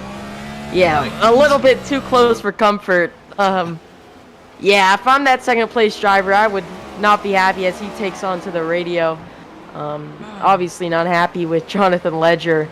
And yeah, Jonathan Ledger apologizing in the chat, mistake from that lap car, and man, that he's very lucky he got out the way. Otherwise, yeah, I think Zach had that in the bag if had this race in the bag if our second place driver did end up making contact with Ledger right there. I tell you what, I give props for Ledger to even be still on this service, because I don't know if you guys know, but Jonathan Ledger's deaf. So, just to see him just trying to drive and trying to do something, I mean, that's cool to me. But, man, look in your mirrors. Yeah, he was, ooh, he was that close from ramming you. I thought he was going to take the grass. It was close, and it's different here on a road course. Typically at the oval, you have more room to just go high, go low. Here, it is a little tricky to if you see a leader coming, common courtesy, you want to get out of the way. You don't want to mess up their. But road course, it does make that passing that lap car even more difficult. Yeah, it's very interesting with this lap traffic, and they're not even done. They got some more lap traffic ahead of them, not too far, and they're gonna have to make their way past them again. And you're just hoping. If you're these front two, that those lap cars don't make those mistakes again, because both of them have been through enough so far this race. So you see them going on the long straightaway now, beginning to go into the bus stop here as Zach, once again, our race leader now. He was our pole sitter, made the mistake early on, now leading this race. Goes a little bit wide in the bus stop, might have lost a little bit of time there between the second place driver and great driver, our 91 driver right here, 91 machine, but we've seen him make mistakes. Like I just mentioned, lap one mistake, lost the lead entering the bus stop. We saw him make a mistake after that too, where he I believe lost the the second position when he was running second, fell back to third at once, and we've seen him make mistakes, and he just has to work on not making mistakes, and I think he has a good shot at winning if he doesn't make any mistakes and lets that 94 possibly get the shot of passing him. Well, Thomas Wolfe, Zack Saunders is making Thomas Wolfe play chase right now. It's a game of cat and mouse. It's when do I go? When do I keep making this guy burn up his tires so he's forced to catch me? So I can lay back a little bit if I'm in the lead right now, but not too far back. You don't want to give him that opportunity to give him a little bit of a dive bomb. You don't want to do that. I say a I'd say half a second gap is probably as far back as you want to go. But you got to make him play the wasting game. You got to make him waste his tires. But right now, I think Zack Saunders might be saving his tires a little bit, just making Thomas wear his out. Yeah, very, very interesting. They're both really setting the same times. They're both running the same pace as another lap car. I believe that's the one heading in front of them, not too far ahead, as they're going to have to make their way past them, and that could get their pace a little bit closer.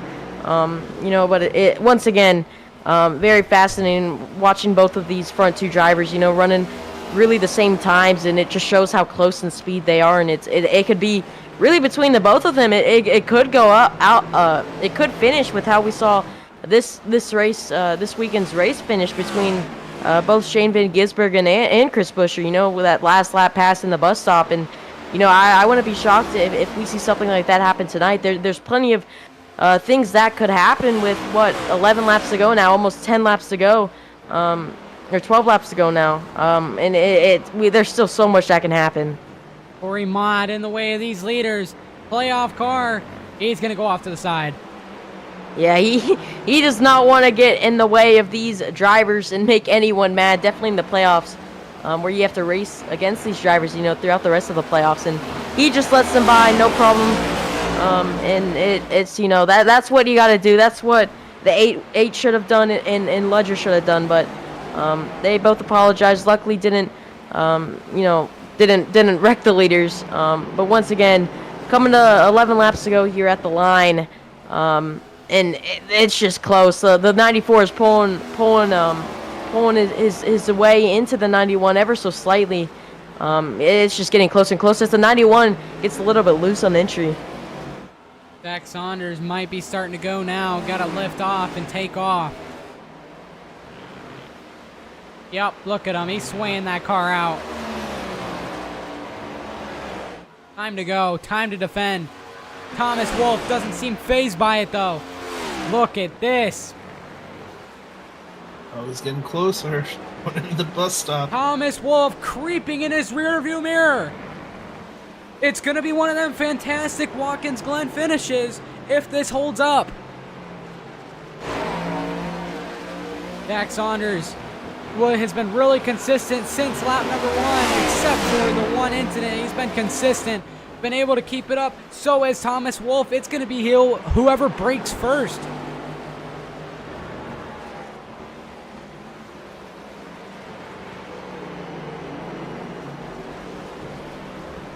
Time lost from Thomas Wolfe out of that final corner.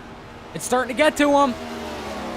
Yeah, it looks like Zach, he'll put a little distance in that final corner, but Zack Saunders. everything else looks like Thomas is starting to catch up a little bit. Yeah, like you were saying, it's just the gap. It's there, but Zack Saunders is pulling it away now. Well, now with 10 laps to go, I mean, he's pulling away, Zach is, but you also got to think, Zach could be pushing a little bit harder than the 94, and the 94 may be saving just a little bit for those last, 5 laps to start pushing and maybe gain some time on Zach very fast, Luckily, he's not losing too much time, he's still there within distance for the end, and, as long as neither of them make mistakes. Nope, there's no, there's a wreck. They're pitting, never mind. Okay. I apologize. It just, whenever a bunch of, whoa, then there is a wreck, the 7, and then they collided. Almost went off track. Both of them did. It was a lap car in the 7. You're scaring me, Jacob, man. You're scaring me. There was a wreck, okay? Well, technically, there was an incident. All right. Well, our race leaders now coming out the final corner. The 94 is pulling our race leader in quick, and a couple lap cars ahead on the straightaway that they are going to have to work through. And this race is, very entertaining coming to the last end of this race. And, man, there's just so much going on once again, so much to look at. But this race lead is very fascinating. We're going to have a great battle at the end of this race. I'm calling it now. Yeah, especially with these lap cars now, too. Like, they're going to play a factor into these last handful of laps, so we'll see. But they're going to play a factor for sure in this the last handful of laps. Yeah. As the 94 was kind of there on the entry of the bus stop, he's there. He's definitely Lap closing car, us now. The lap 91 car. on the outside of a lap car. And that's going to give the chance for the 94 to maybe catch up a little bit here. Way wide. He also had to make his... Yeah, 91 got the better exit there. 94 lost a little bit of time working his way past that lap car, Yeah, pretty much cat and mouse. Either the 91 gets, a little bit behind the lap car loses time, or the 94 loses some time. So it's kind of back and forth between those drivers, but both are pretty much equal right now. It's the 94 big slide on exit. Yeah, he's feeling entering it. entering the front stretch. Yeah, he's pushing that car to its limits here. If he was saving, I don't think he is anymore. He is pushing that car to the limits. Yeah, he is pushing that car as much as he can, trying to get to that lead. And, man, he's there. He's close. He's as close as you can be. Well, Zack Saunders, it's up to you to block. Gotta defend with all you can. Right, and once the 94 gets up there, because he's going to, then what happens? Like, we're going to see them, there's going to be contact. I feel like there's going to be contact. I don't think they're going to spin each other intentionally, but there'll be contact, for sure. I mean, going for the race win. You got to give it your all. We'll for sure see some kind of contact, no doubt about it, whether it's, accidental and purposely. In the playoffs, you don't want to do anything too stupid. Because, you have all the rest of the weeks to race against these same drivers, and one mistake can, cause your playoffs to go in smoke. Right. You can also end the other drivers. I mean, you want to be as smart as possible. Absolutely, and Thomas is locked in. He won last week, so Thomas Wolfe is locked in. And Zack Saunders, he's second. Yeah. So as he's ducking down on the straightaway. You see the lap car pull off. Not trying to interfere at all. Yeah, 7 laps to go now. And man, the 94 getting close. Man, yeah, he's knocking on that door. He's pulling in the 91 like fast. He's up there. In this race, man, this finish is gonna be great. I'm calling it now. It's the 94. Great run on exit. He's there. Not quite there to make the move just yet, as he's gonna think smarter of it. Trying to do it. Close. Real close at the bus stop. Tried to do it and just couldn't get there. But now coming into this long right-hand corner, I mean, it's close. It's like you said, Joe. Pretty much cat and mouse between these two drivers. What an exit! Wow! Man, and Zach, he puts a little distance on him. And again, here at this last turn, Zach, he tends to put a little more distance on that 94, but the 94, again, cat and mouse, it tends to close that gap when they go into that first turn. Yeah, I do want to say thank you to all the viewers watching live. This great race coming to the finish pretty soon here. Thanks for everyone watching live, and make sure you subscribe to HVTV and like the stream, and to not miss any racing in the near future. Wolfe. Oh, he locked him up. Locked it up. He's going to lose some ground from that half a second gap to the car in second. Zack Saunders has taken over in the last section of this race. He's looking for victory. Thomas Wolfe has already won in this round, and he's in the next round.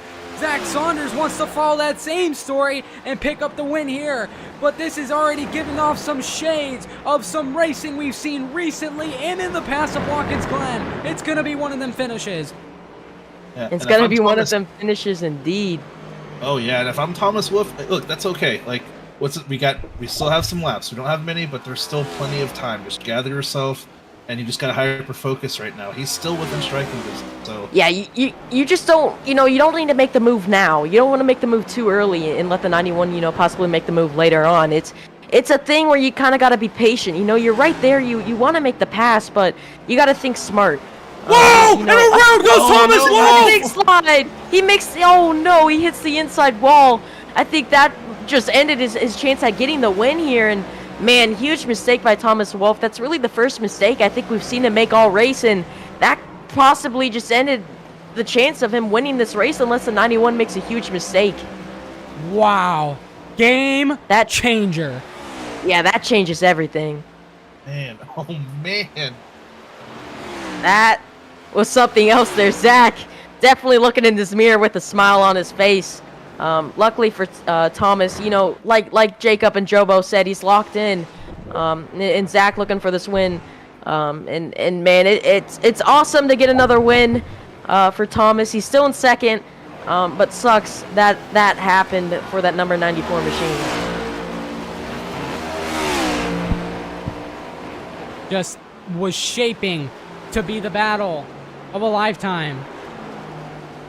I want to go see what happened. I think he just lost it. I think he was trying to send it as hard as he could and just lost it on his own there. That's what it kind of looked like. I'm not sure if that's what happened, but it looks like he just kind of lost it. Yeah, I think he kind of took that corner kind of hot, and I think he, I'm not 100% sure on this. I think he was a little bit worried about hitting the outside wall and was trying to turn right, and I don't know. I think he just lost it. Made contact with that inside wall. Right now, if I'm Zack Saunders, I am taking it easy. There is no way I'm pushing the car. I'm not doing that. That is no time to push right now at all. There is no reason to push. You have to be consistent. You have to be safe.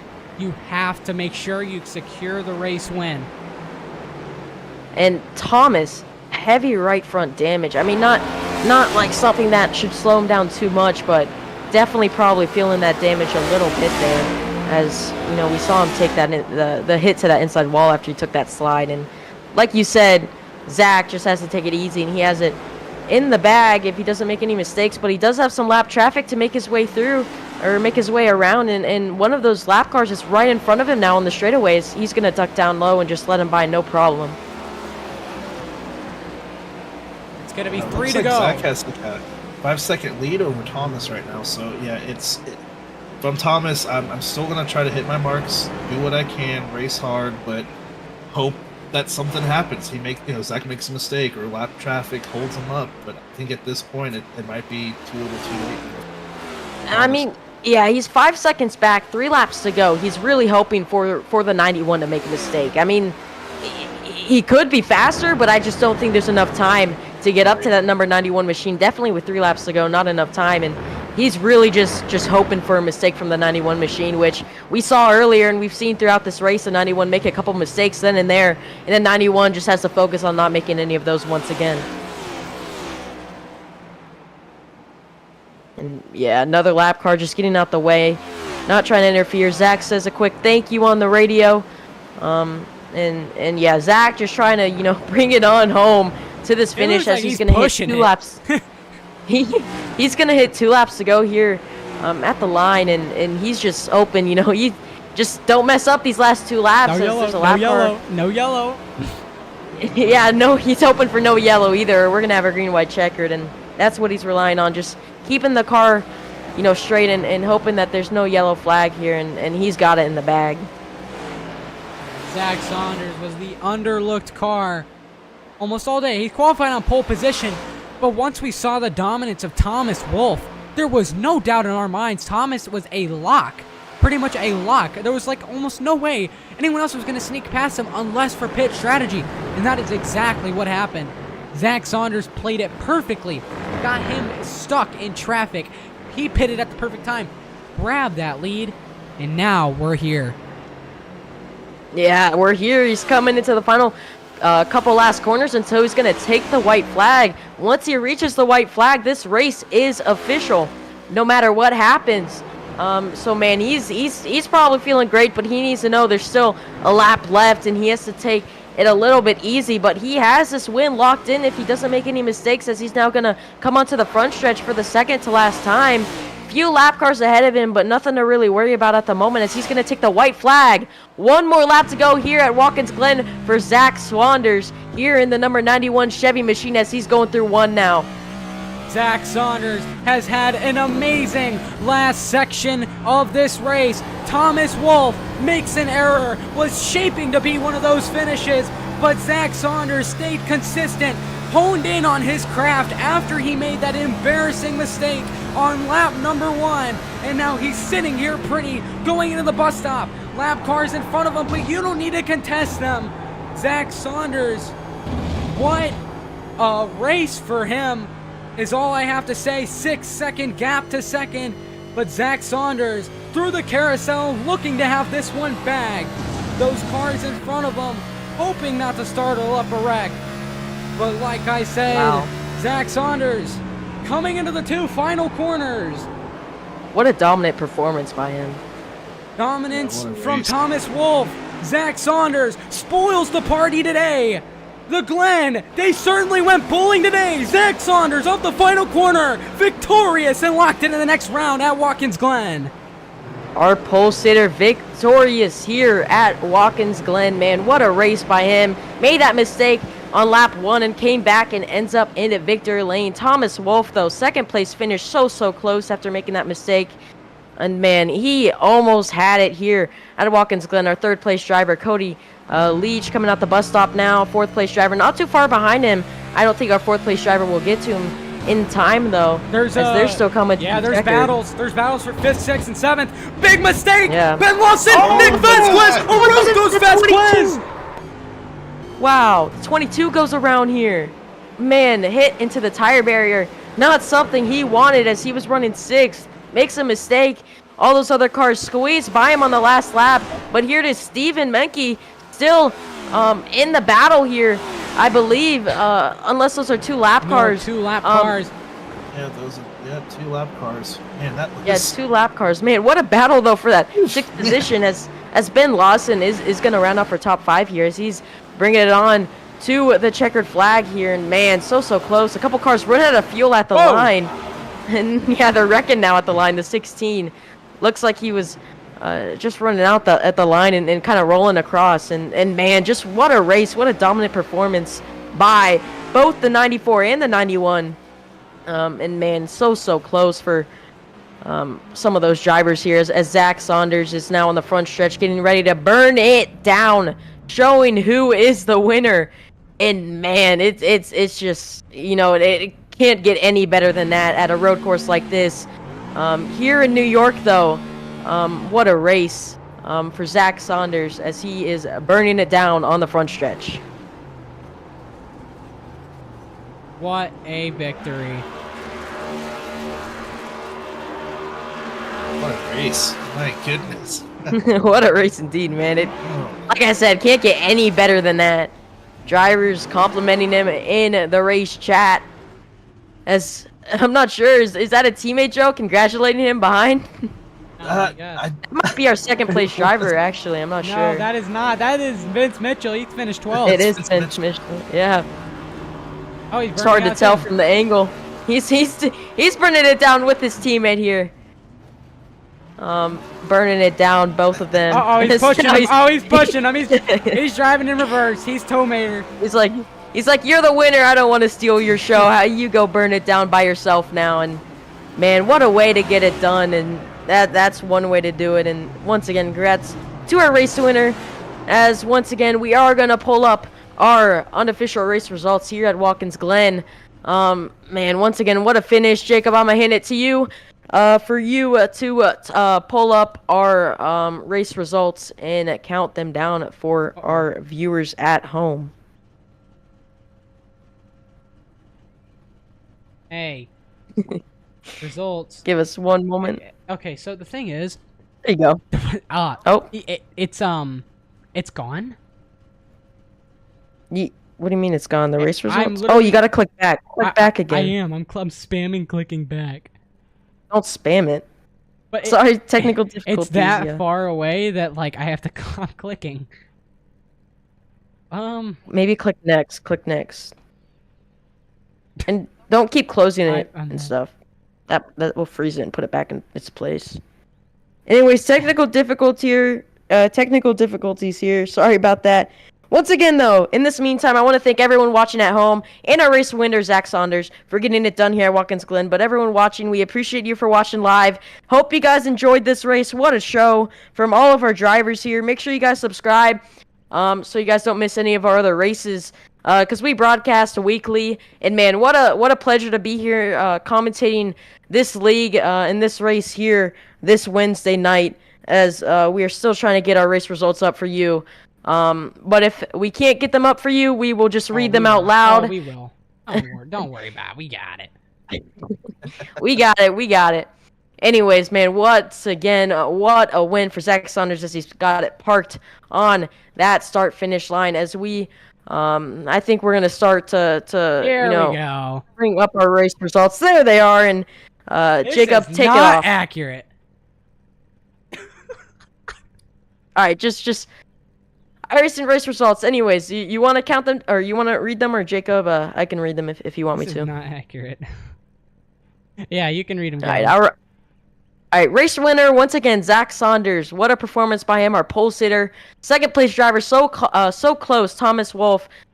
So close. Made that one mistake coming to the end of the race. Cody Leach rounding out the top three. Stephen Carlile in our fourth place finisher. Running up the top five, Ben Lawson. Behind him in sixth, Stephen Mentke. Behind him, Nick Vasquez, who we saw made that mistake on the last lap. First driver lap down in eighth is Tyler Bellinger. Behind him is Nichelle Condor in ninth. And rounding out the top 10 is Corey Mott. In 11th, Zach Johnson. 12th, Vance Mitchell. And in 13th is Garth Griswold in that 00 car. We saw him throughout the race. Behind him, though, in 14th is Alan Phillips, and rounding out the top 15 is Nathaniel Campbell. In 16th, Jonathan Ledger. 17th, Caleb Tipton. And 17th is 18th, Archie Williams, who we saw was so fast and got involved in that incident as well. Behind him, though, Joe Wright in 19th, rounding out our top 20, Michael Deitch. Sorry about that. Behind him in 21st, Ryan Taft. Behind him in 22nd, Stuart Walker.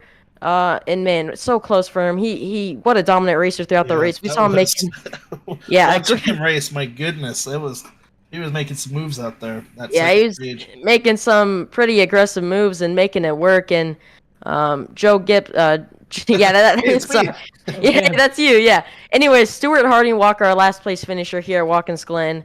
Sucks for him. Such a dominant performance by him, and it just not how you want to finish it here. But we are gonna get on our way interviewing our top 3 finishers, starting with the 3rd place finisher, Cody Leach, as we are now going to bring him into the booth. Cody, it's Gavin, Jacob, and Joe in the booth. You got a copy? Hey, how's it going? Man, what a race for you. Congrats on the top 3 podium finish, man. Long race, 82 laps. You want to walk us through that race from your view? Yeah, it was real long. Kind of grateful for some things that shook out in that race. Hope like the guys are okay. I didn't hear too much arguing back and forth with Stewart and Archie, but that was like kind of right on my left rear, and I was a little nervous there. I thought it was my day, but I didn't. Like I said, we kind of seen after the first stage. I kind of was like, okay, I got about a 5th place car, maybe 4th if I could get past Stewart. If he had some hiccups early in that first stage, I was like, okay, if that continues, it's pretty much it was a fight between Carlile and I, and I was trying to stay around that area, and then second stage came out pretty good. We got that 5th place finish, so I believe we got back-to-back 5th place finishes in the stage. Came out in the 3rd stage, and then Tyler Bellinger, my teammate, he kind of was like, hey, let's pit at 52. We'll get open track.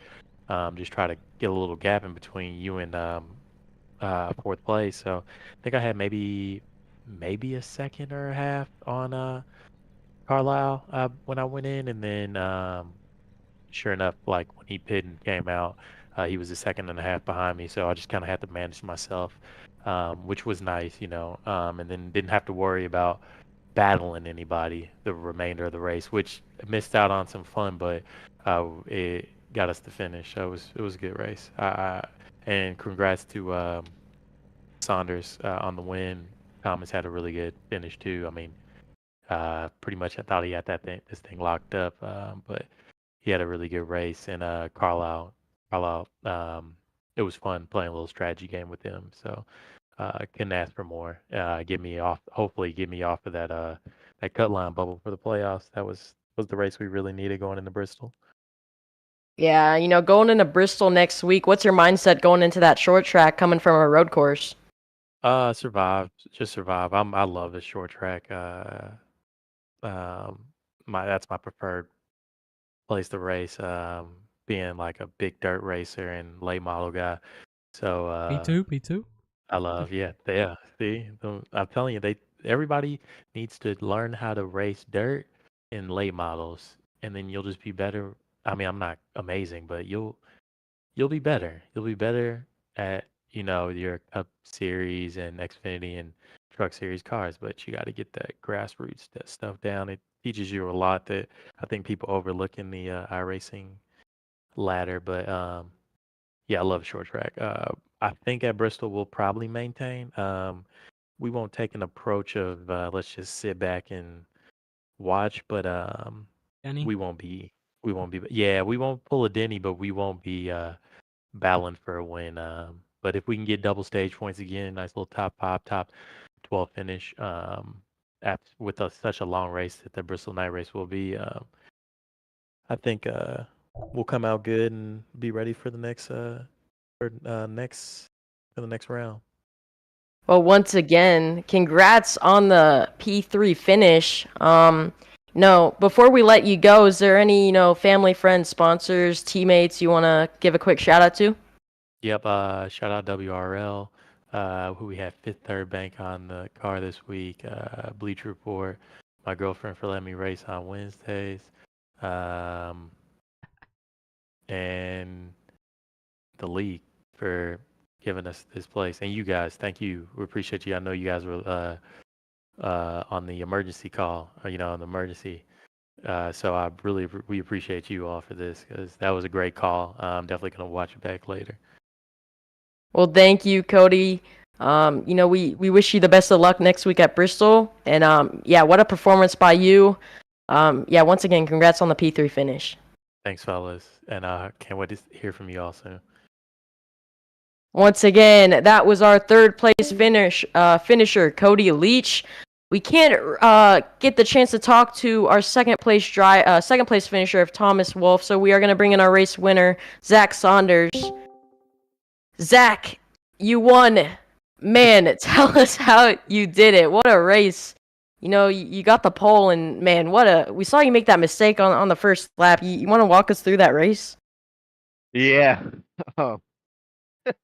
Had a good launch off the start there. Was able to pull over and get a good braking zone for turn one. And yeah, coming up the hill, got a little tight on entry on the turn two and was trying to battle it. But yeah, I missed the bus stop basically. I didn't get the right angle, and I hit that second curb, and the left rear wheel hit, and then when it landed, it bounced again, and that's what just tossed the car. So, yeah, I feel like a goober for doing that. Especially in front of the whole field. Luckily, everyone missed me, and I was able to keep it out of the traffic here. So, and then, yeah, it was just play catch up. Knew I had a good car and stuff. And I knew Thomas was going to be really hard to beat You just hit that curve because way of too times I didn't get a good angle on it. That's all it was. Yeah, I you hit it too hard. I and your I car hit just- I hit the first one too shallow, and just I got the really bad side of the second curve. But yeah, just just monotonously made my way back up to second there for the stage, and it was just did this same thing in the second stage. Had that spin, semi-spin, whatever you want to call it. Left rear touched the grass in the final corner, and then it was just just don't make any more mistakes, Oh. And there in the third stage, it was just try to stay as closely as possible to Thomas, and hopes he makes a mistake, and he's really consistent when it comes down to crunch time. Yeah, so. we saw that. We thought it was gonna be one of them classical finishes, but were you stressed coming to the final laps? Because he looked like he was hungry, man. Stressed isn't even the word. I had to pull out the strategy book, and was really lucky he didn't take 2. He took 4 on his stop, and I had to take 2 to make anything happen. And Watkins Glen's notoriously bad about. It's really hard to make a pass. Yeah. You gotta set the corner up. You gotta set it up 3-4 corners in advance, and you've got to have just the biggest run you've ever seen. But yeah, I don't know what the heart rate was, but it was probably in the 120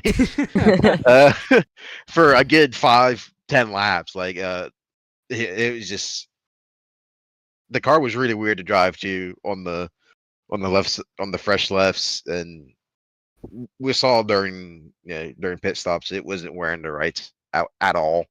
Yeah. And with it being clockwise track, it was just killing the left. So just took the gamble on the lefts. I lost one like that at Darlington, the first race we ran, or the first Darlington we ran. I lost it because a couple guys took 2 and I took 4 on a late race restart, and was caught up in the trash that happened after that. So to get one back, or to get a win like that is pretty good. So, and Thomas, he was just flat out quick, and was really thankful he had that semi spin out of the final corner. Yeah, I do want to ask, what was your reaction when you looked in your mirror and saw that mistake by him? Thank God. You don't know how relieved I was. So and luckily it was just bring it home, and I think for him it was just bring it home, not do anything stupid as well. So it was really fortunate that he had the mistake. Kind of sucks. I think it would have been really good there towards the end. I was kind of struggling. The balance of the car was just way off from the tires, so it was really stressful and really had to work for it. Yeah, definitely answered my question early on in the race. Will we see strategy? Will we see carnage? We saw strategy, and we saw both. We saw a lot of both. You know what? I gotta say, we saw a lot of both today. And you know what? I gotta say, thank you for spoiling his party, because that would have been boring. Because I don't know what I was gonna say at the end, but I had everything already pre-planned out if you had won in my head, and I was like, you know what, if this guy wins, I know exactly what I'm gonna say. But if this guy wins, all I could say is this guy dominated flat out. He wins at Watkins Glen. That's all I can say. Like I don't have anything to add. Yeah, I mean, if it wasn't for him taking fours, it was literally the perfect race for him. Like, I don't know how much better you can get. One base stage is almost led every lap. I think Steven got one in there. So if it wasn't, if I didn't pull the strategy, he had led every lap but one. So Yeah. Yeah. Well, Stressful, eventful. I'm tired. yeah. Well, man, what a race! Great job to get the win. I don't know if Joe, do you have anything to ask Zach? No, I was just gonna say congrats on the win. I know you won last night, so hey man, this is 2 for 2.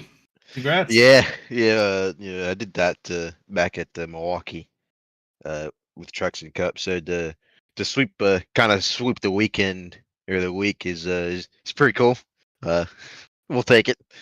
It kind of sucks, Thomas spun, but we take him any way we can get him.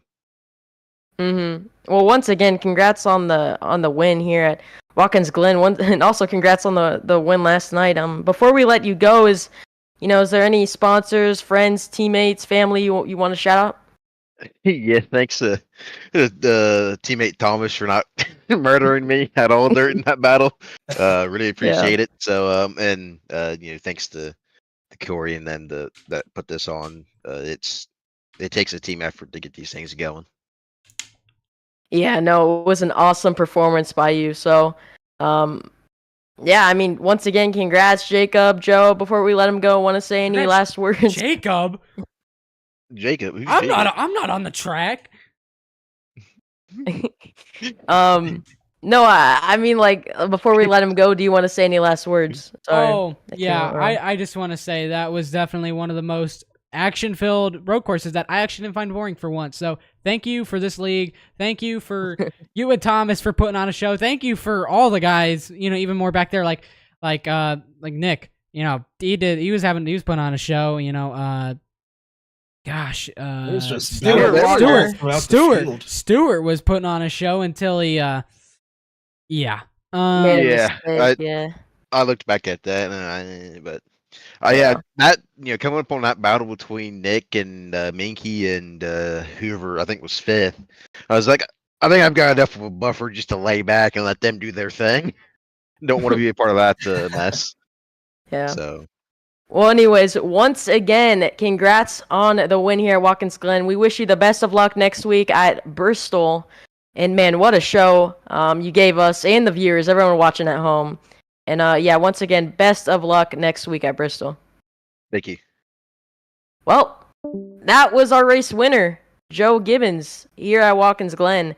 Before I hand it off to Jacob, I do want to say thank you, everyone, for watching this stream. We hope you guys enjoyed. Man, what a battle. We saw strategy come and play. We saw some carnage, just like Jacob said, and we hope you guys enjoyed. Make sure you guys subscribe to, watch some more races that we stream on here, HVTV, High Velocity TV. Make sure you guys subscribe, like the stream. Once again, I'm Gavin Austin. Producing is Jacob Quill. We got Joe Gibbons as a guest commentator in here. Joe, had a great time having you in here. You did great tonight. I would love to commentate with you again because you were awesome. And I appreciate you. I'm still learning. I'm still a rookie. I still got the yellow stripe, so I'm trying to get better. But I appreciate it. Well, you did great tonight. Yep. Once again, thank you, Jacob, for producing. I'm gonna hand it off to you. Once again, I'm Gavin Austin. Hope everyone watching has a great night. Yeah. Well, tonight we definitely saw a strategy-induced race, a drama-induced race. We saw a action-induced race. And with that being said, like Gavin Austin was just preaching, we got Joe Gibbs in the booth. Joe Gibbons. We got Gavin Austin, and we got myself, Jacob Quill. We are all signing off, and we would love to see you at our next event at the High Velocity, High Velocity TV. High Velocity TV studio. We would love to see you. Any league we go to next. Unsure as for right now, but signing off. We will be streaming this Saturday for the Universal iRacing series. So you guys can catch us live this Saturday. Come watch me win that. Okay, Jacob. Anyways, signing off now.